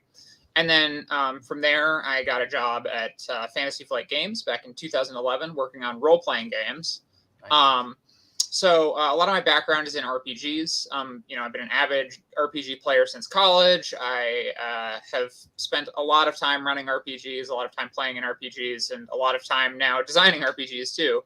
And it keeps pulling me back in every time I think I'm out. But I love RPGs, so it's not so bad. I really enjoy it. I worked on Warhammer 40K role-playing, so like Rogue Trader and Dark Heresy 2nd Edition and those things. The team at Fantasy Flight then went on to Star Wars role-playing. And then I got to do the design for the current edition of Legend of the Five Rings. So that was pretty exciting. And then I got to do the D&D adaptation in Adventures in Rokugan, so that was pretty fun too. After a few years in role playing, I got the chance to jump onto miniatures games, and I've been playing miniatures games a lot longer than I've been playing RPGs. So it was a pretty natural shift for me. But it was also interesting because it was jumping right into the deep end, because I went right on to Star Wars X-Wing, and that game is very, especially at the time, it had a very competitive scene, and so jumping right into that was this like completely different experience from role-playing games, which are, the other far end of competitiveness, right? Where it's it's this collaborative experience, and then minis games are this sort of cutthroat, competitive experience. But the community camaraderie is so great too. That was one of the things I always enjoyed seeing, was like how invested people were. And that's something I try to think about a lot in games, is like, how can they build community? What will the community look like? And for Stonesaga, I think the community is, sometimes it's playing the game with other people. We have like a drop in, drop out mechanic where, if you, I love that. If you want to just join in for a game or bring someone in for one game, you can. We don't have full rules for it yet, but I love the idea of having some sort of rules, or maybe it's more like guidance than rules, but I love the idea of having something where you could connect two valleys and have two games like join together. Oh geez, like a huge Stonesaga game. Yeah, or something like that. I don't know. I haven't. Cool. That's a half-baked idea. I'm not promising. You heard it here. That's what's gonna happen. You heard it here. It's gonna happen. No, I'm not promising that. But I actually, it's the sort of thing that I love. But I think the big way the Stonesaga community will live will kind of be in the like sharing of stories, which is very thematically appropriate. That it's like, what did we do? Oh, well, we started in the wetlands, and, we were really reliant on fishing. And so we sort of developed these technologies that way. Oh, we started in the Skyreach Plateaus. So we were much more focused on, foraging. Or maybe, we built an agrarian society, or the sort of a proto-agrarian society. And so, so there's just, I love the idea that people sit down and they have these really unique stories to tell, in the same way that when you play a role-playing game, you have these unique stories to tell about the things that happened in your campaign. And, even if, especially like the best stories are often like, oh, we played Curse of Strahd and like this happened. Oh, we played Curse of Strahd and this other thing, this totally other random thing happened because we went completely off the rails. And so, like, it's this sort of familiar framework, but the stories will be unique. And I think that's where a lot of Stonesaga's community is going to live. I hope, at least. That's my hope. Yeah, that's that's really cool. You talk about your history as like an RPG guy, and I can totally see now as I'm playing the game, like why, like where those roots come from, because like, the story is so deep and all the challenge cards and everything that's so immersive. And so for those who aren't necessarily, like, let's just say the RPG elements, are there like RPG elements in Stonesaga? If so, what about it would you say there are? And then if you aren't into RPGs, is that going to stop you from backing stuff like that? Definitely. Well, don't let anything stop you from backing. Yeah. But no, RPG elements in Stonesaga. So there's that. I would say there's inspiration from RPGs in Stonesaga, but Stonesaga is not an RPG. I guess you could maybe play it. You can play almost anything as an RPG if you really want to. You can play Monopoly as an RPG if you really want to. If you try hard, if you role play hard enough. But Stonesaga is certainly not built to be an RPG. So it has inspirations from it. There's the randomized character stats at the beginning of the game. Although we will probably offer some kind of non-randomized route as well for players as an optional rule. But the randomization is, I think it has some merits that I've got a blog post about that I'm going to put out at some point. But so there's that. There's some very like story game elements in the, the night cards and the discovery cards, where when you go to a new location or a new night happens, you have these cards that have these like sort of story elements where it might say like, oh, if you are, like, yes, you hear this like strange scratching noise, and like you make this test and you get a bonus if these things are true about your character. Yeah. So there's definitely like RPG inspirations, RPG elements. But it's a little different from, this sort of paradigm of a typical campaign-based game, because your characters are a little bit more ephemeral. Because every game is a big crisis point for your society, or some sort of inflection point. They're not always crises, but some sort of inflection point for your society, where important things are happening and changes are happening or upheavals are happening. the time between games can be like a season, but it can also be a generation. And so your characters will age out and naturally go from young to old to eventually just being legends, because they are no more. And those legends stick around. And so in some ways, the like thing that's most like an RPG character is actually your society, because each character has, you know, a little bit of information about them, but your society will really start to have a character of its own. And that, like, you know, the different legends you have, you'll keep all those old character cards you filled in. You flip them over to their other side. It's the legend side, and you write down their traits, and there might be marks if they did mighty deeds and all that. And so you'll have this pool of legends you can draw from over the course of future games, where they are sort of the, you know, the myths. They're your pantheon, your myths and heroes. And so they'll start to have a real, you know, that your society will start to have a real character around them and around the things you get that relate to your culture. So abilities that are, you know, like written in the journal that give you some sort of benefit, like, oh, you have advanced fire making, or you have, you know, you're better at harvesting this type of plant, or what have you. And so, yeah, that's sort of the most RPG character-ish thing, is over the course of it, your society will have these developments and will end up very different than it was at the start, and very different than somebody else's, even if they made similar choices, just by virtue of having these different legends and different cultural abilities and all that. Yeah, that's so interesting, because like this is the type of game that I'm not an RPG guy, but like I felt like I was playing as my character, you know what I mean? And so I really like that. I know we've been getting questions and a few people on the fence and are worried about the long term of Stonesaga, and I want to just like stop that now. Let's talk about that a little bit. So like after your first 4 or 5 plays, what is going to make this game long term make you want to keep coming back? Like, what about it works after play 67? Is there still going to be something that's exciting and new to them? Let's talk about that a little bit. Yeah, so there's a few things to keep you coming back, and there's a few things to keep different types of players coming back. You know, there's this framework, I'm sure you've heard of it, this sort of like explorer, I forget the names, they're like explorers, killers, you know, what if socializers, what do people want to do in a game? Yeah. And there are a couple of big things to keep you coming back to Stonesaga. And this was something I thought a lot about, because I was thinking about survival crafting video games that I've played, which I played a lot in preparation for this. And one of the classic problems with a survival crafting video game is, you know, how does it keep you going? And one of the ones that I felt was most successful in this regard was Raft, which was it's a pretty good one, where you're out on the ocean, you're building this raft, and Raft does a couple of things that are very clever that keep you moving, keep you on your toes, keep you motivated to playing more. But one of the big ones is this sort of self-driven story.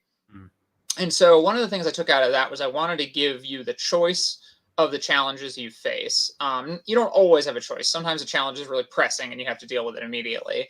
But there's a system by which you will get these future challenges for your society, and you'll decide, like, which ones do we want to take on? You know, do we want to try to invent this new thing? Do we want to, you know, like, celebrate this festival? Do we want to create this tradition? You know, or do we want to, like, deal with this, you know, brewing plague? And so you have these problems, and there's kind of a priority order where, like, you know, the plague might have a priority value that preempts the other ones. So it's like, you don't get to ignore the plague. Man, if only. If only. But yeah, maybe a little real life wish fulfillment in there. But yeah, so you have these options, you have these choices. And so, you know, my hope is you finish a game, you get to the end of the game, and, you know, the reason you're excited to play the next game is you've got this challenge lined up, and you're like, oh, what are we going to do about this behemoth that's just showed up on our doorstep?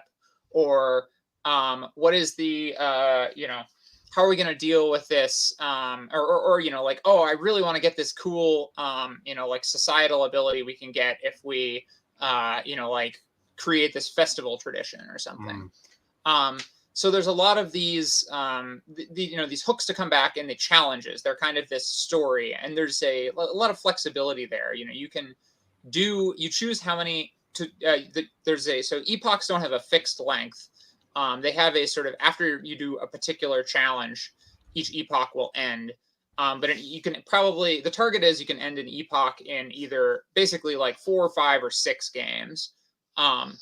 And so, you know, if you want to do side stuff, you can do 2 more games of side stuff before the epoch has to come to a close. But if you just want to get through it more quickly and, you know, like get on to the next epoch, you can do that too. So the challenge system is definitely a big part of what we want to pull in there. There's also the goals. So each challenge has goals, but there are also epoch goals, which are these like free-floating goals. And they're kind of your side quests. They're things that aren't like really worth being a whole challenge themselves, but they often give you something interesting or cause problems if you don't deal with them. And so those are another, you know, motive to keep coming back of like, oh, I really want to complete this epoch goal of taming this animal because I think that would be like a cool animal companion for us to get or something. And you don't have to do it in any given game, but it's an incentive to, you know, to play.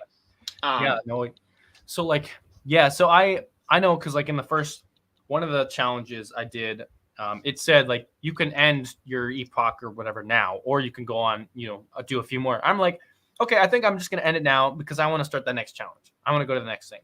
So I have that player choice of how much I want to do. Exactly. And go. Yeah. No, that flexibility is really important. So that's one thing to bring people back. Another thing, you know, to bring people back, to keep people excited, and this is for sort of a different type of player, is system mastery. You know, in the beta, Luke made a staggering 75 item cards.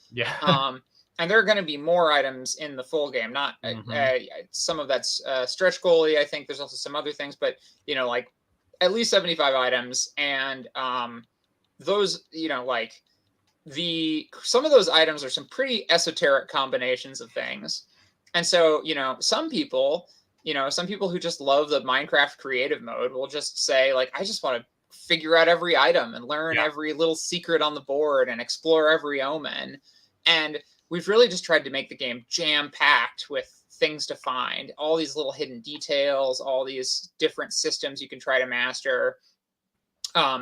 You know, the fishing cards have some like hidden outcomes in them that you can only get with really high results. So maybe you decide like, I want to try to hunt the legendary fish. Yeah, exactly. And so there's little things that are just buried in there for you to do. And so that's another thing. So for the sort of person who loves like Minecraft or Myst or, you know, like Sherlock Holmes Consulting Detective or something, and just wants to like dig into all of the you know, like little hidden details, that's another draw too. And then I think the last big draw is around wanting to have this, you know, shared this story, either, you know, that you've told on your own if you're playing solo, or shared with a group.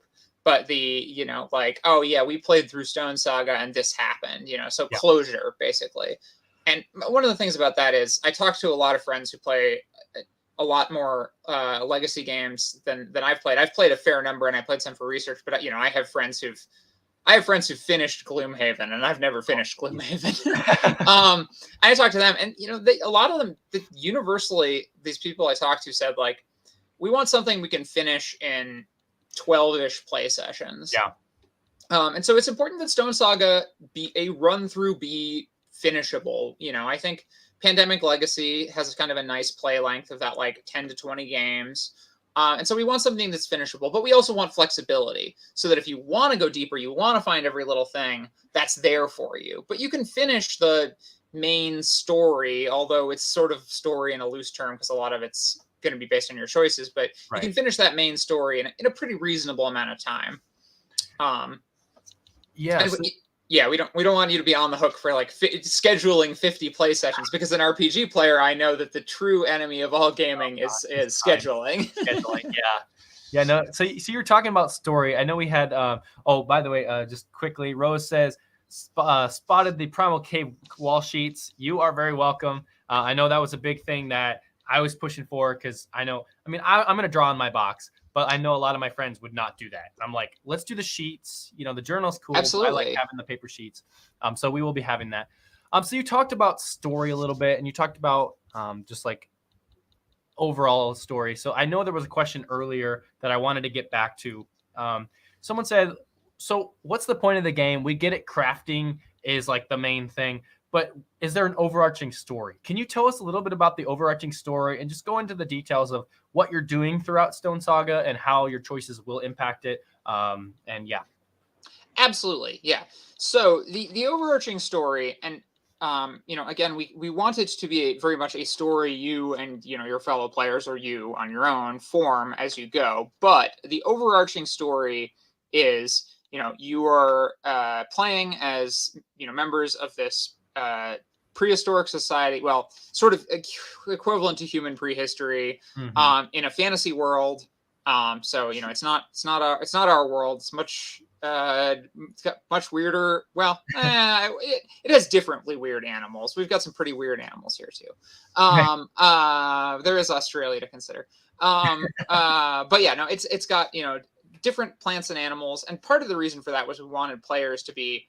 We didn't want if you know about human prehistory, you'll have some advantages in this game potentially. There are some tools in particular that you might be able to say, aha, I think making a bow drill would be a really good idea. I'm going to try to do that. And if you know what a bow drill is, you'll have a small leg up, but you don't need an anthropology degree to play the game by any stretch. Because a lot of the elements are fantastical. So, yes, that knowledge could help you with a few things, but like, it's only going to take you so far because there are strange magic crystals and giant insect predators, and there are the behemoths, which are altogether more weird and alien. Like our friend there. So cool. So the story is, your people are entering this. They've just migrated. They're entering this glacial valley, and it's during the end of an ice age. So the glaciers are receding. This valley has become essentially accessible, and you and other creatures such as the behemoths are all kind of filing into this valley because it's an interesting open location that was inaccessible before. So there's some species that are native to the valley, there's other species that are making their way in, same as you, and so it's sort of this like period of upheaval, and the question is, what is your civilization going to do there? How are you going to deal with the basic needs of survival? How are you going, what is the story that's going to unfold there? But also, how are you going to deal with living with these behemoths, these giant creatures that are very big, very alien, very hard to understand, but also part of the world, same as you. And Jared says, I love the fantastical elements and hope that in the full version, the mystical stuff is even more prominent. There's quite a bit of support for that, and especially as you dig into some of the side activities that weren't as heavily featured in the beta. They're in the beta, but things like delving. There's a lot of weird stuff that can happen. We really wanted entering the caves and ravines underneath the valley to be this sort of like underworld journey experience where like, it might be kind of mundane sometimes, but like other times just some weird stuff will happen to you. So don't worry, Luke and I are stepping down hard on the gas of weird stuff happening. We want things to be strange and inexplicable sometimes, and create that feeling of like, is it something mystical? Is it something that your people? Is it a scientific phenomenon your people just don't understand? Another good example of this is hidden in the art. There are a lot of so there's the art of the terrain tiles. If you could show one, they've got these various land features. And once you explore them, you'll see there's rivers and lakes and chasms and all these things.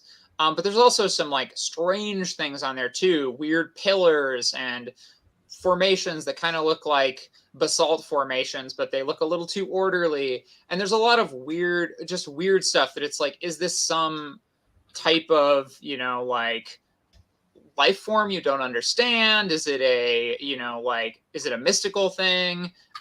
Is it just a natural phenomenon you don't have an explanation for? And we wanted that question to really be on people's minds so that they'd start to form answers for themselves. So a lot of Stonesaga story is going to be, in what you make of it. The giant egg. I love that one. That one came out really well. So there's this giant eggshell, and it's like, what came out of that? Yeah, what's that all about? And so there are some answers to these things. You can investigate a lot of those things and find out information about them. But a lot of the times, the answers are going to be given in the way your people would understand them, not necessarily in some sort of objective way, right? Because everything is filtered through your society's understanding of its environment. So there's a lot of things like that where you have this room to sort of interpret and try to say, like, oh, well, what do we think happened here? Over the course of 3 epochs, your society will undergo significant changes, and there are some problems you'll face because of choices in previous generations. That's very much a theme we want to keep there and keep throughout, that like your choices have these lasting consequences, and they carry forward in various ways. There's other things that are just going to happen completely beyond the control of your society and are just these like events that you could not have predicted, and are shake things up. And so there's a story such as it is, but it's kind of like an outline of a story, and you create it's a story and not a plot. Maybe that's the best way to put it. You'll create the characters who have the meaningful interactions. You'll create the society that changes and grows and learns. And you'll decide how it changes and grows and learns. And so, the human element is kind of there for you to bring, and Stonesaga creates the circumstances that will drive that. There's a lot of great board games out there that tell character-driven stories. And I think that's a space that's really well explored. And for Stonesaga, we more wanted to make it kind of a sandbox for you to tell your own character-driven stories, rather than having it be this more like committed thing where you're like, oh, I'm going to find out about this person's whole history. Because again, that's something that a lot of games have done really well. But I'm personally, again, it's probably just the role-playing background, but I'm always personally more interested in the like, how do you make the story your own? What does this evoke for you? And so we try to give you as many tools to make that easy as possible, to make it, you can string together these events and then say, well, this character did this, and then because, of this thing that happened, chose to do this, or, struggled against society in this way because this character wanted to do one thing and their society wanted to do another. And so it creates those human moments. That's the goal. Yeah, that's awesome. Stretch goal number 2 just reached. Thank you, Jared. Thanks everyone for keeping us up to date on that. That's really helpful. And also, before I go on to another question, is if you guys have any questions, right now is the time. I am over here in all the comments. I can see everyone. So if you have anything to ask me, anything to ask overall about the game or Max specifically, just let us know in a comment and we'll get to it. One thing I want to get to is you talked about the earlier about the story and the side things you can do. And I want to talk a little bit more about the Omens system. I didn't get to do a ton of that in my play, so I don't know a whole lot about it. So can you describe that system? Like, why is it important, and what about that makes it exciting in Stonesaga? So the Omens serve 2 really important functions in Stonesaga. And they're sort of the brainchild that came out of some conversations shortly after Luke came onto the project. So the first is they're sort of our replacement for the Aristotelian or other like foundational elements. We wanted these fundamental ideas that are going to be important to your people, but we didn't want to assign too much meaning to them because we didn't want to take away from your own ability to assign meaning to them. So they're these celestial signs. There's a comet that you just showed. There's the cloud. There's the moon. There's the sun. There's the stars. And so they're these symbols that are going to be important to your people because they're visible in all factors of life. And we needed them to be things that your people would be both familiar with from where they came from and also still be present in their new environment. So celestial phenomena made a lot of sense because the sky is going to be the same. And so there's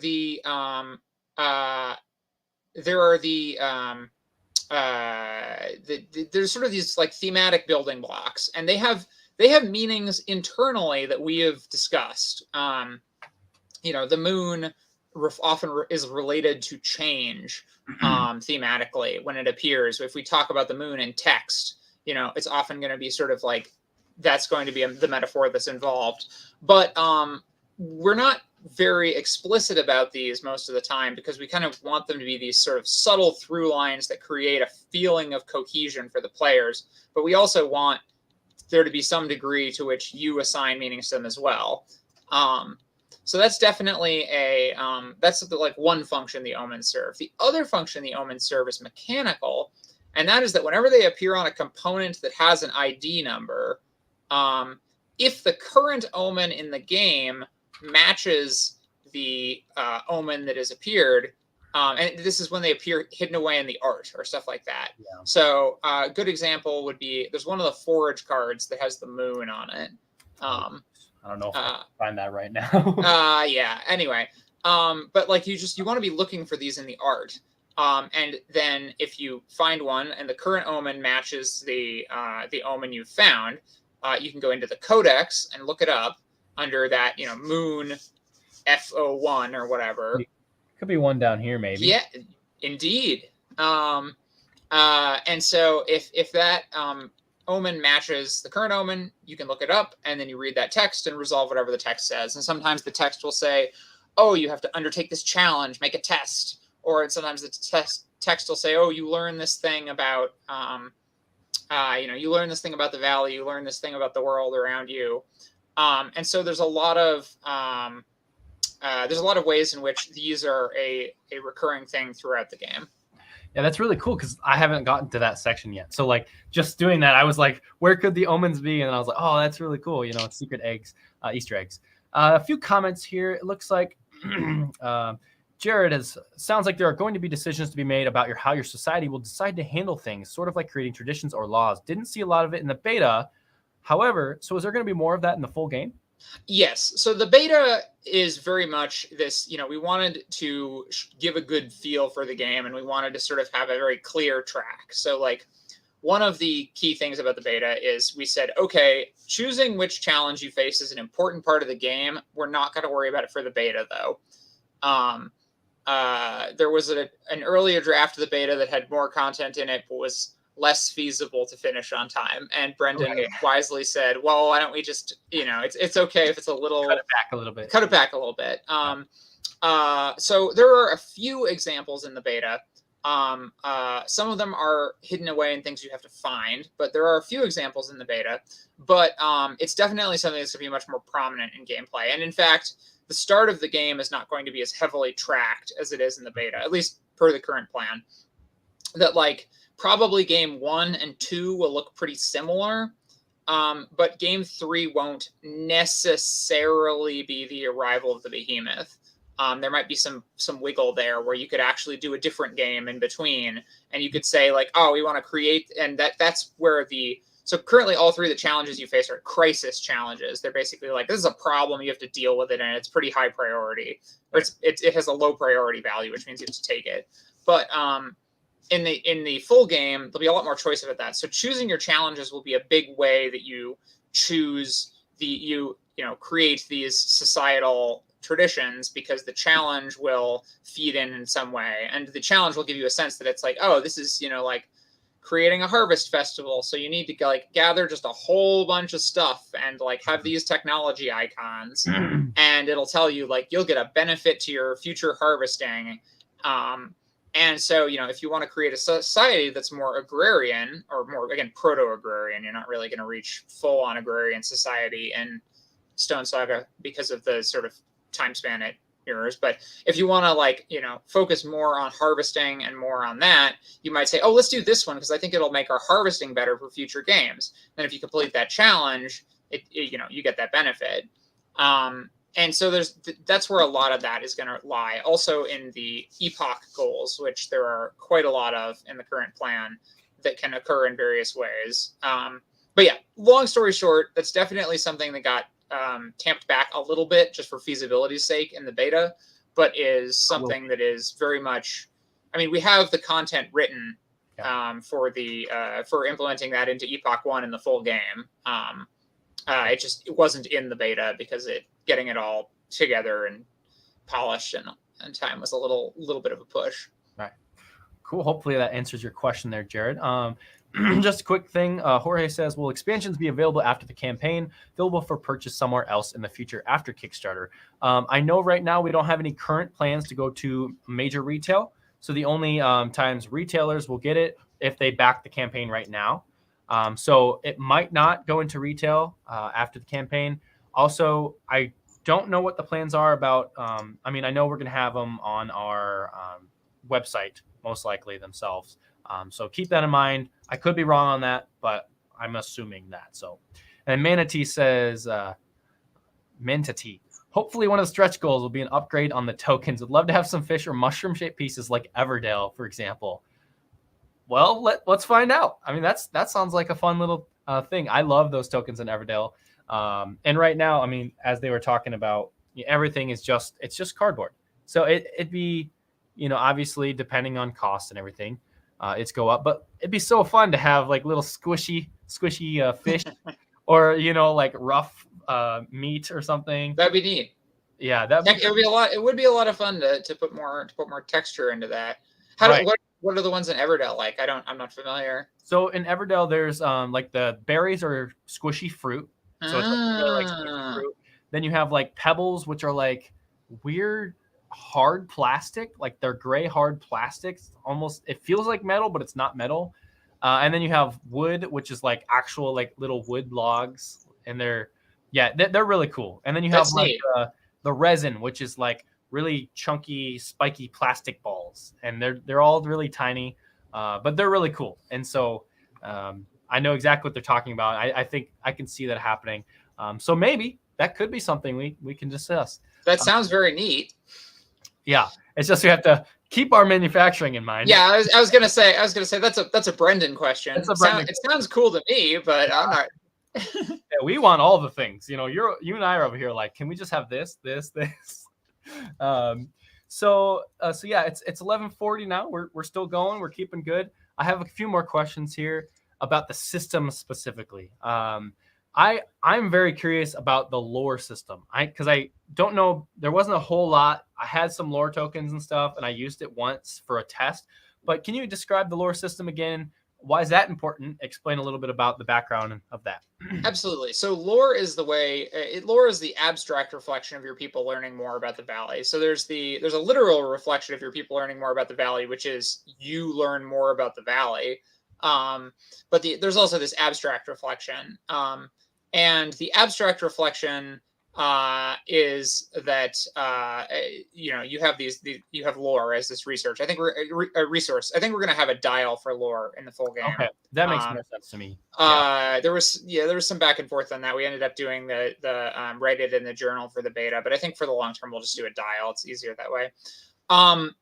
So lore is. The lore economy is, you've highlighted something that's still in development. The lore economy is definitely still something we're refining.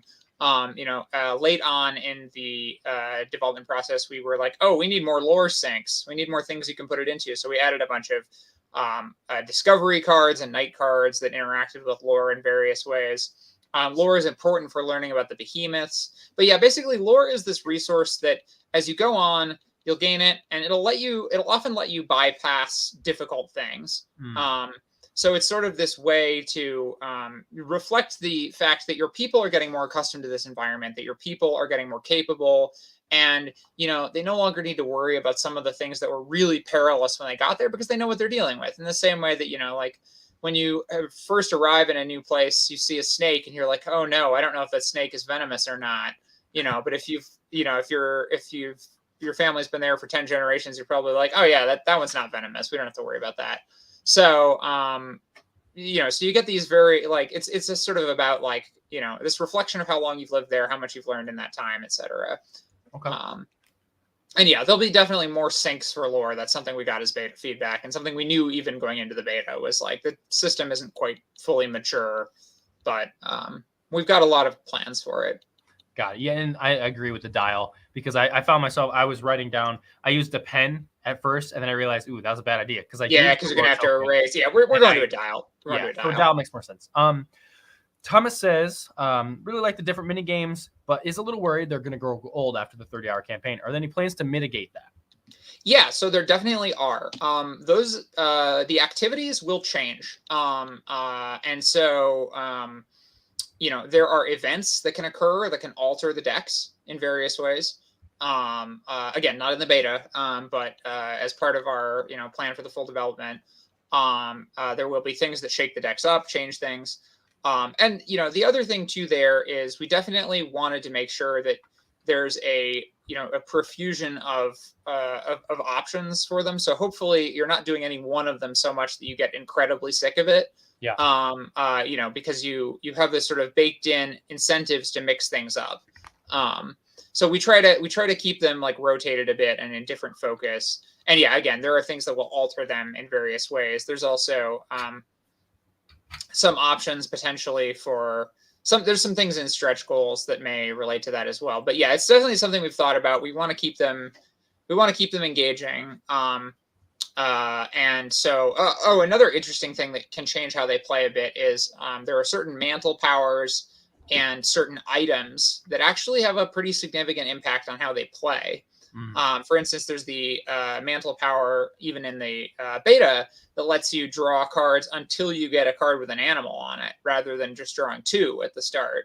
Yeah. And so it sort of changes it to this much higher risk, higher reward game where like, well, I draw until I get an animal, but that could be a predator. So, so there's things like that too to help mix it up and keep things engaging. But yeah, we definitely want one of the things about Stonesaga is the game continues to evolve as you play it in many ways, and it's sometimes depending on your choices. That like one decision you've made might have this outcome of like depleting some resource in the forest that might swap out some cards. So there's going to be at least a few ways the decks change, and there's going to be lots of opportunities to do different things at different times, based on sort of what region you're in as well, because certain regions will be much more like rich or poor on particular resources. Yeah. It was for me. I know I was trying the foraging. Man, I'm so bad at foraging. It's like every time I'm pressing my luck just a little bit too much, and then I get the predator, and then I roll to fight it, and I realized I looked down and I forgot my character was too weak. And so I was like, no. So I got another injury, and yeah, I'm not very good at foraging. It's fun, but I'm not very good at it. Well, it's just the trick of it is think of it like blackjack and just weigh, like would I hit, just try to think of the like cards as numbers and be like, would I hit, is this too close to 21? Yeah, and I'm not very good at that either. So I'll try.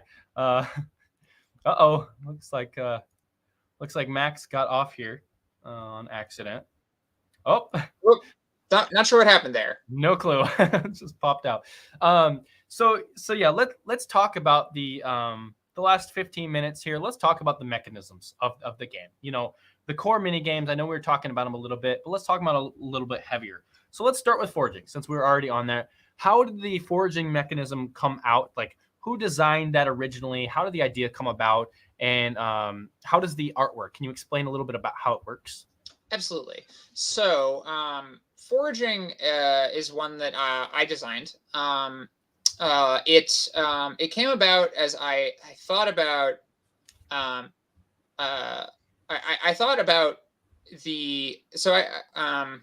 there's a pretty nice little, it actually came about from somewhat from personal experience. There's a pretty nice little nature preserve not too far from where I live. And during the fall, especially, but during the summer and spring to an extent as well, there's this really incredible variety of like plants and animals in there. I noticed that like going around, it's like, oh, those are some those are berries that are edible. I don't know if those are edible or not. Like I started noticing like, oh, there's mushrooms and all this. And it's just like walking there with the dogs every day. I just found that like, oh, there's a lot of stuff here. And then, my partner knows a lot more about what you actually can and can't eat. So she would point things out to me and say like, oh, those are edible, or like, you wouldn't want to eat that. You'd get sick. And that just sort of led me to this idea of like building this tableau. So the way it works is you draw 2 cards and you pick one that's sort of the direction you're going. And I very much wanted this sort of like art first with pro. Oh, well, you made it easy there because one of them has a big old predator in the front. And each card represents sort of the direction you're going, and so it's like the area you're ranging across. And then as you've as you fill this tableau out, and you can sort of draw as many additional cards as you want, drawing 2 at a time and adding to the tableau, you'll get access to more stuff, and you'll get to harvest one thing that you can see in the front row of the art. So if you look at these 2 cards in the front row, one of them just has a tree. So if you needed wood, you could harvest that. Another one has a tree with some mushrooms as this inset object. So again, that's where you start to like look and see these little details. So there's there's all this information encoded in there. But then there needed to be a pressure as well, so that's where we added the predator. Predators that I keep drawing. Yeah, and in the early prototypes, it was like a saber-toothed tiger, but we went to Andre and we said, give us some like really weird predator, and he made this big bug, and we were like, all right, yeah, it's awesome. So so there's this big menacing bug, and so anytime you have one of those in your tableau, it restricts what cards you can draw because that creature is now stalking you. And so anytime you draw a card with the predator, you have to take it, and and if you draw 2 cards with the predator, you have to take the one that is close in the closest row. So it will sort of naturally advance toward you as you go. And so there's that push your luck element. Yeah. And then once you hit it, you have to fight or flee. Right? Exactly. Dice roll test. Exactly. And that's where I kept doing super bad, because like I would draw and I was like, oh cool, okay, maybe I'll take one predator. It's in the back, but I was like, the probability here is not bad for me. Mm-hmm. Next card was immediately the front, and I was like, okay. So we tried again, and that's just that's part of it. That's just the press your luck element of it. Exactly. So you'll get the habit of it. So the good part is you can always just take one card, but you won't get as much stuff. And so we really wanted to make that push your luck aspect felt. And I love the bonuses you have in here too. You want to talk about them a little bit? I have the feather in the back here. Yeah, so the inset objects. So as you can see here on that tree, there's like a nest with a feather in it. And so that was something that, again, sort of very much came from that personal experience of like, when you're walking through the woods and you see you see an interesting tree or whatever, but it might have like some mushrooms growing on it that are edible, or it might have like some berries shaded underneath it or whatever. And it's just like, I wanted something to reflect the fact that, like it's a living ecosystem. All these things are interconnected. And so you have these different, different sort of configurations of stuff. And it made for an interesting mechanic too, because you have these major features that you can choose, and then the like inset features that are just kind of this bonus. So that's how you get your sort of like, how do you get like a big reward out of it, is where you want to find a bunch of things with inset objects, but that means you have to pull more cards. So there's the push your luck again. Yeah, that's awesome. Thomas says that it's great to see there was a focus. The idea of things depleting the forest and having to find them elsewhere sounds great. Yeah, that's cool. Yeah, and that's the sort of thing where, if this were a digital game, we would just track how many times you take a certain thing and then have the number of trees go down. We won't be able to have anything that granular, but we do have some ideas for ways in which things will get depleted or things will change at sort of keystone moments.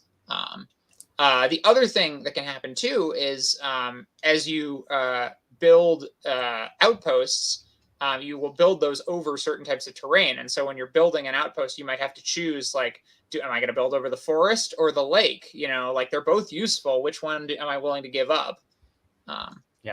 That's super cool. It's still, I love the mechanism. I just need to get better at it. Let's move on. Let's go on to fishing. This is my favorite one. Let's talk about fishing a little bit. Yes, fishing is it has sort of a similar push your luck dynamic to foraging, but it is a different type of push your luck. So, first you draw a card that determines what's in the pool. And so this is, you see that's the boxes on the left. So that 3 with a fish, 4 with 2 water, and 5 with 2 fish. And you put that down on the table. Then you draw another card, you put it face down, and you line it up such that the lines align to those boxes. And then hard to show it. Yeah, this one's going to be hard to show. And then you roll some dice, and you can assign the dice to the boxes. And so, each box can have a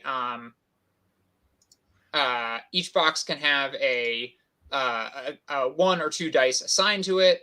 and then those dice generate the value for that strike location, that box.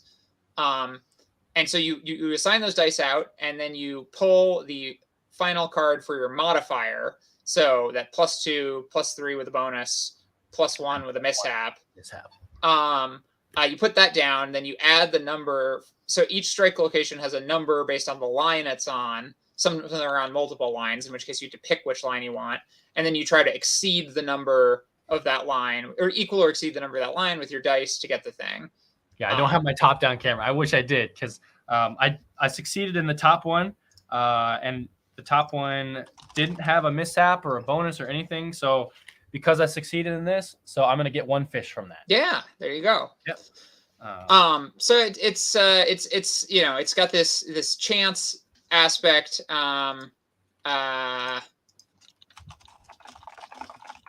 Sorry, Brendan was just messaging me. It's got this chance aspect about it. You know, you can sort of start to make informed choices, and then there are various items that can help you. You know, if you have a fishing spear or a line and a hook, if you've managed to make those items, they'll give you various bonuses, or a net, or lots of other things. Yeah, cool. Let's move on to mining. Let's talk about mining is one of my favorite activities, and one of the ones that we were least able to test in the beta. I mean, we tested it, but you just had to pull out of the bag randomly, because each token has a shape. So depending on where you're mining, you put a number of these tokens in the bag, and then you feel around in the bag and you try to feel the shape of the token, of the type of stone that you want to pull out.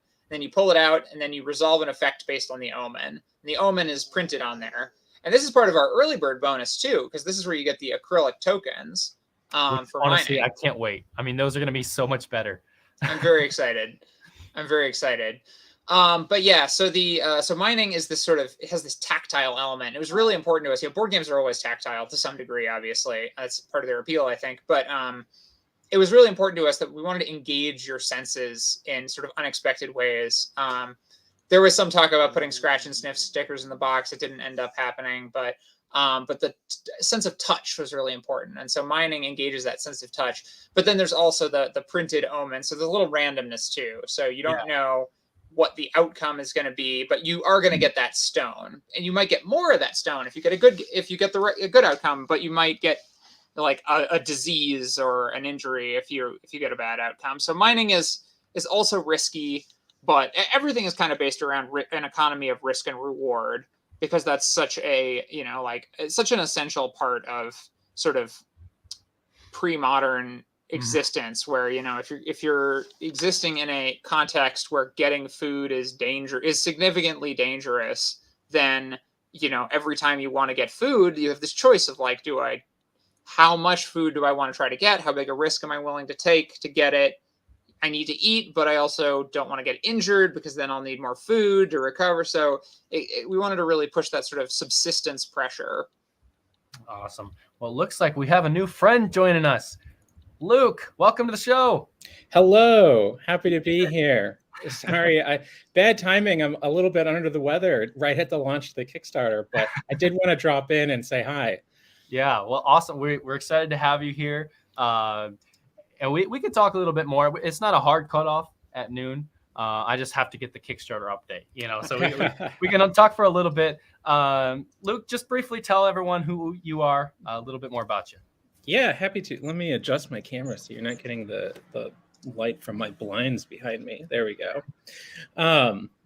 Yeah, so I'm co-designer with Max here. I think credit where credit is due. A lot of the sort of the concept of the game came from Max and Brendan, and as sort of they realized how much content was going to be in this crazy game, they brought me on. Max called me up and was like, "Hey, do you want to help design a weird survival crafting, really fantasy, weird board game?"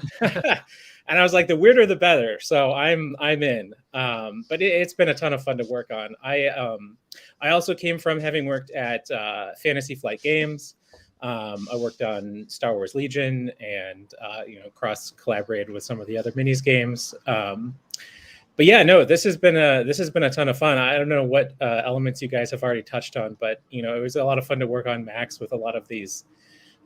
There's tons of different cool mechanics in the Stonesaga.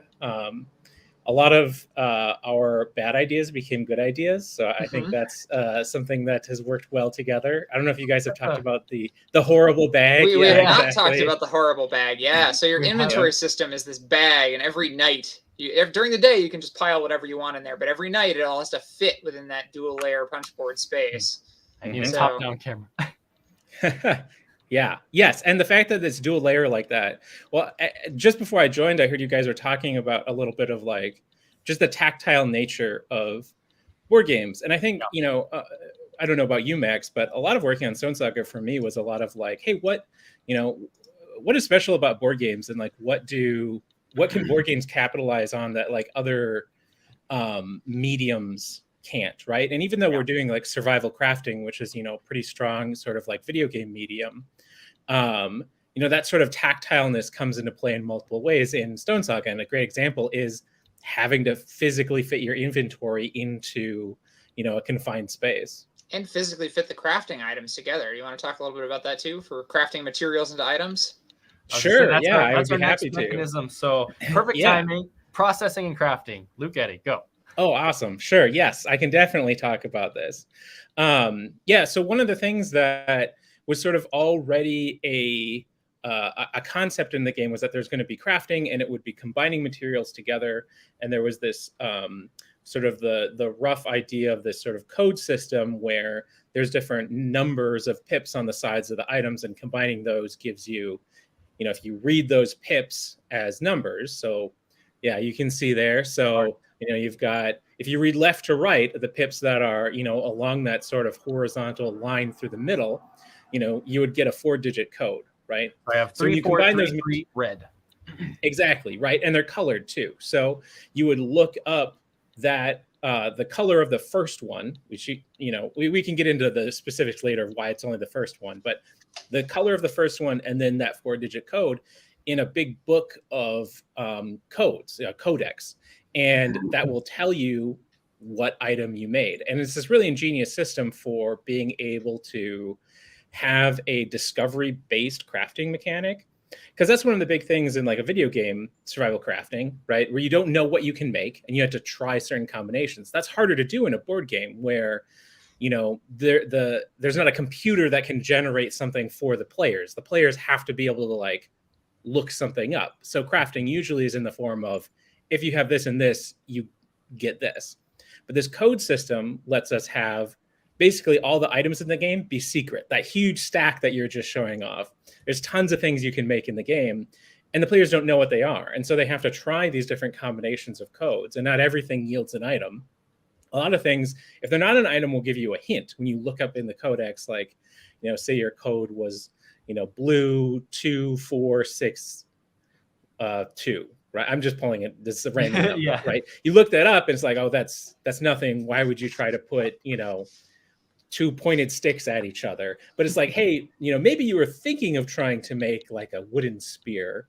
Maybe if you had, a regular stick and a pointed stick sticking out, that might work, right? So it gives you a hint, right? So it's not always a total loss when you fail at crafting something.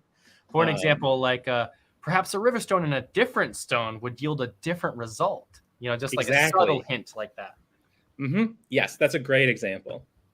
So so there's a bit of discovery, a little bit of trial and error. But I think, to touch on your point about, sort of some of the tactileness of board games and what's unique about, having physical components in front of you is that it's not just, do these two things make a thing?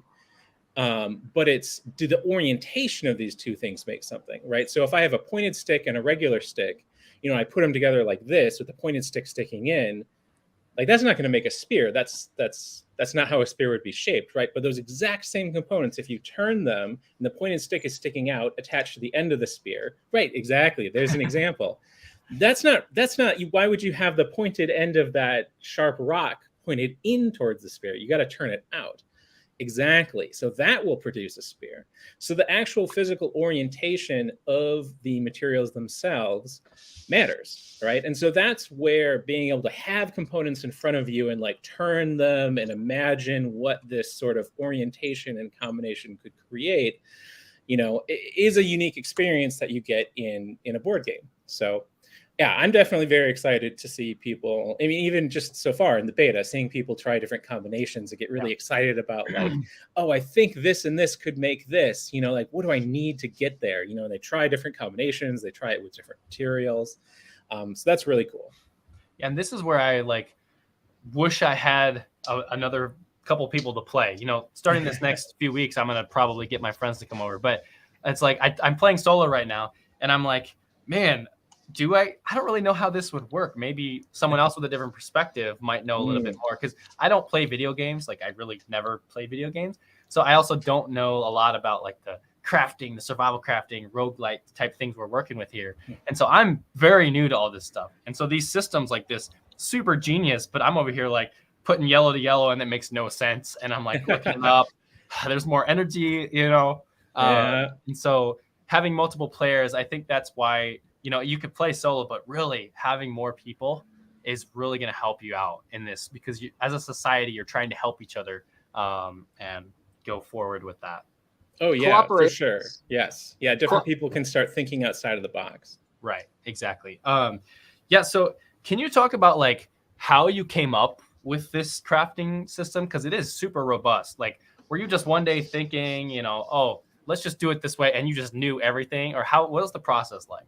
Oh, no. Max, why don't you touch on that, since sort of that kernel, that genesis was your idea? Yeah, short answer, not even close. No, it was a major iterative process. So, you know, I started with this idea for these sort of like puzzle fit pieces almost, where like the fit, so instead of having the colors, it was like a puzzle fit.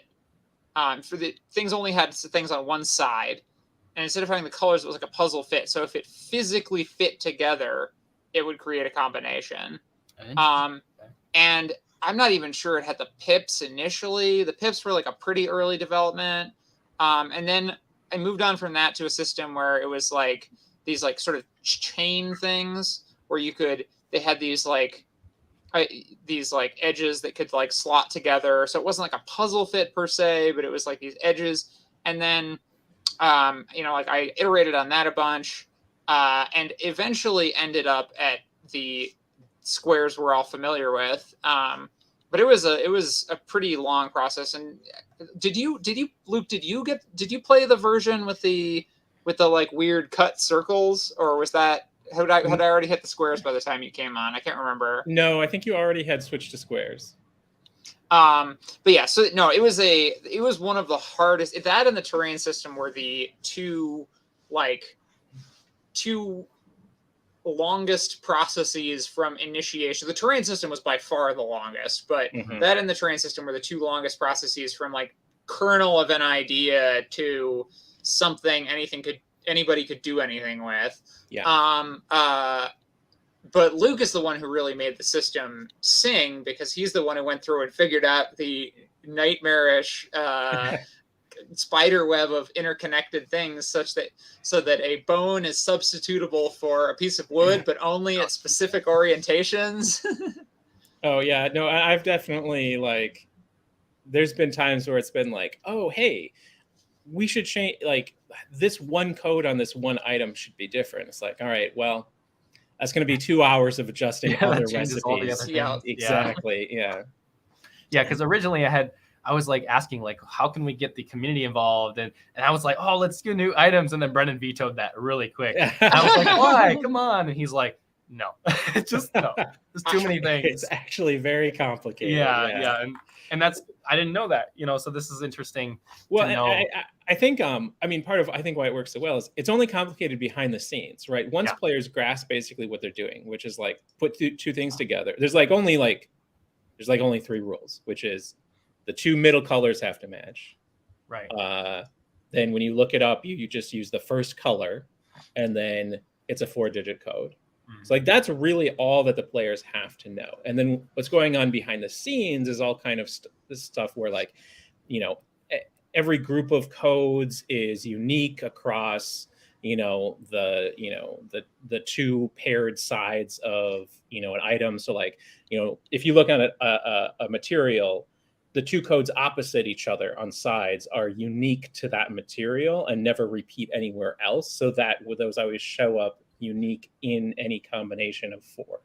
So, you know, there's little things like that going on that like the player doesn't need to know about, right? You know, as long as they don't know the rules for like putting it together and then how to look it up, they can do crafting. Interesting. Awesome. So cool. Yeah. So that's processing and crafting. Anything else to talk about that one? I think we pretty much went over the whole crafting system now. So I think, let's see, we're about 10 minutes over my normal time of ending.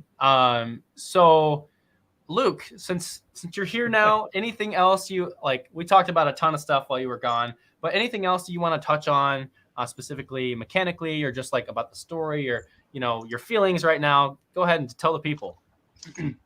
Sure. Yeah. I don't have a whole lot else to add necessarily. I mean, I think it was interesting, Max. I'm reminded you were talking about stuff that went through iterative processes, and definitely the train did. And I think now I think it's a really strong sort of like it's that art-driven aspect of the game. Yeah. You know, and I think looking back on some of the development we did, I feel like it was what finally clicked was how good the foraging system is and how fun that is and how it's just so purely art driven where you're looking at basically just these art scenes on cards and that's the mechanics, right? Because the train system before, yeah, you went through a lot of iterations. You know, for a while there were holes in the hexes that you put like nodes in, and those nodes had like colored circles around them that denoted like their type, but then there was also like the icon in the middle for what kind of train it was. Like there's some really cool procedurality that it was possible to generate. Someday I'm gonna make a game with those nodes. Someday. Oh yeah, the amount of like permutations that were possible with the train that way was crazy. But it wasn't the right fit for this game. No, and I think what like, you know, as we got, you know, further into development, and as we got to see more of this amazing art that we have for the game, I think what started to click was, hey, one of the things that's working so well with this foraging is that it's so art driven. Mm-hmm. And it's like, we realized, I think we can do that with the terrain. If it's really clear what the different types of terrain are on hexes, right? Then like, we don't need icons on those. It can just be art driven. And when you lay them all out, it looks more like, you know, a world or a map. You know, it's mm-hmm. not covered in a lot of sort of gamified iconography and stuff. So, you know, in terms of just things that have gone through a lot of iterations, you know, I think that's something that, you know, it was good that we did all those iterations, you know, as much work as it was. Yeah. But yeah. Yeah, absolutely. No, I mean, we've had a ton of freedom to make the best expression of this game, but also figure out what the best expression of this game is across this process. And, you know, mm-hmm. Brendan has had, you know, I think he's had a great vision for the product in a lot of ways, but he's been super flexible too. And like, you know, like, let's figure out what the best version of this is. And that's mm-hmm. been a lot of fun. It's been a very, very unique experience compared with working on things that are a little more fixed in their nature, which is easier in certain respects, but also, you know, mm-hmm. pretty limiting in others. Yeah, exactly. Yes. And I think we've, you know, given this freedom, I think, you know, it pushed ourselves to improve on things as much as we can. I mean, another thing that completely changed partway through the game was fishing. Like that before was just a totally different mechanic. It was more of just a dice rolling, you know, almost Farkle-like mini game. Mm-hmm. And, you know, we're like, you know, it's not quite on par with the other mini games, you know, or the other it doesn't activities. Have that art element. It doesn't have an art element, right? There's not as much player choice involved. And, you know, I think, you know, there were some suggestions that were like some more minor tweaks. And then like a week later, Max comes back. It's like, all right, I've designed an entire system of flipping over double-sided cards and paths that you place dice on. And yeah. It's my favorite one. I love that. So good job. Nice. Thank you. Awesome. Well, thank you guys so much. I'm going to hop over just the last little bits and explain a little bit about the Kickstarter before we go. But thank you guys so much for designing this amazing game. We're almost at 300,000, it looks like, so awesome. First day, great. We got a long ways to go. We haven't finished yet. But yeah, so thank you guys so much again, and we will see you later. Awesome. Thank you. Awesome. Thank you, guys.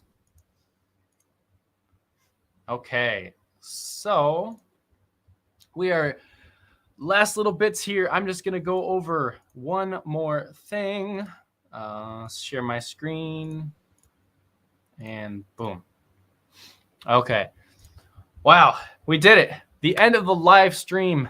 Look at this. We are almost at 300,000. Thank you all so much for joining us. This has been a crazy, awesome day, awesome experience to be a part of this. I hope you guys enjoyed this live stream. I hope you guys, just continue to share and spread the love of Stonesaga with everyone else. And yeah, so I'm going to play the video one last time. Don't forget, we have an early bird within 72 hours. If you pledge, then you get those awesome acrylic mining tokens, as well as we are planting 2 trees for every backer that's in our early bird pledge. So we're excited for that. Thank you guys again. And here we go. The last play of the video.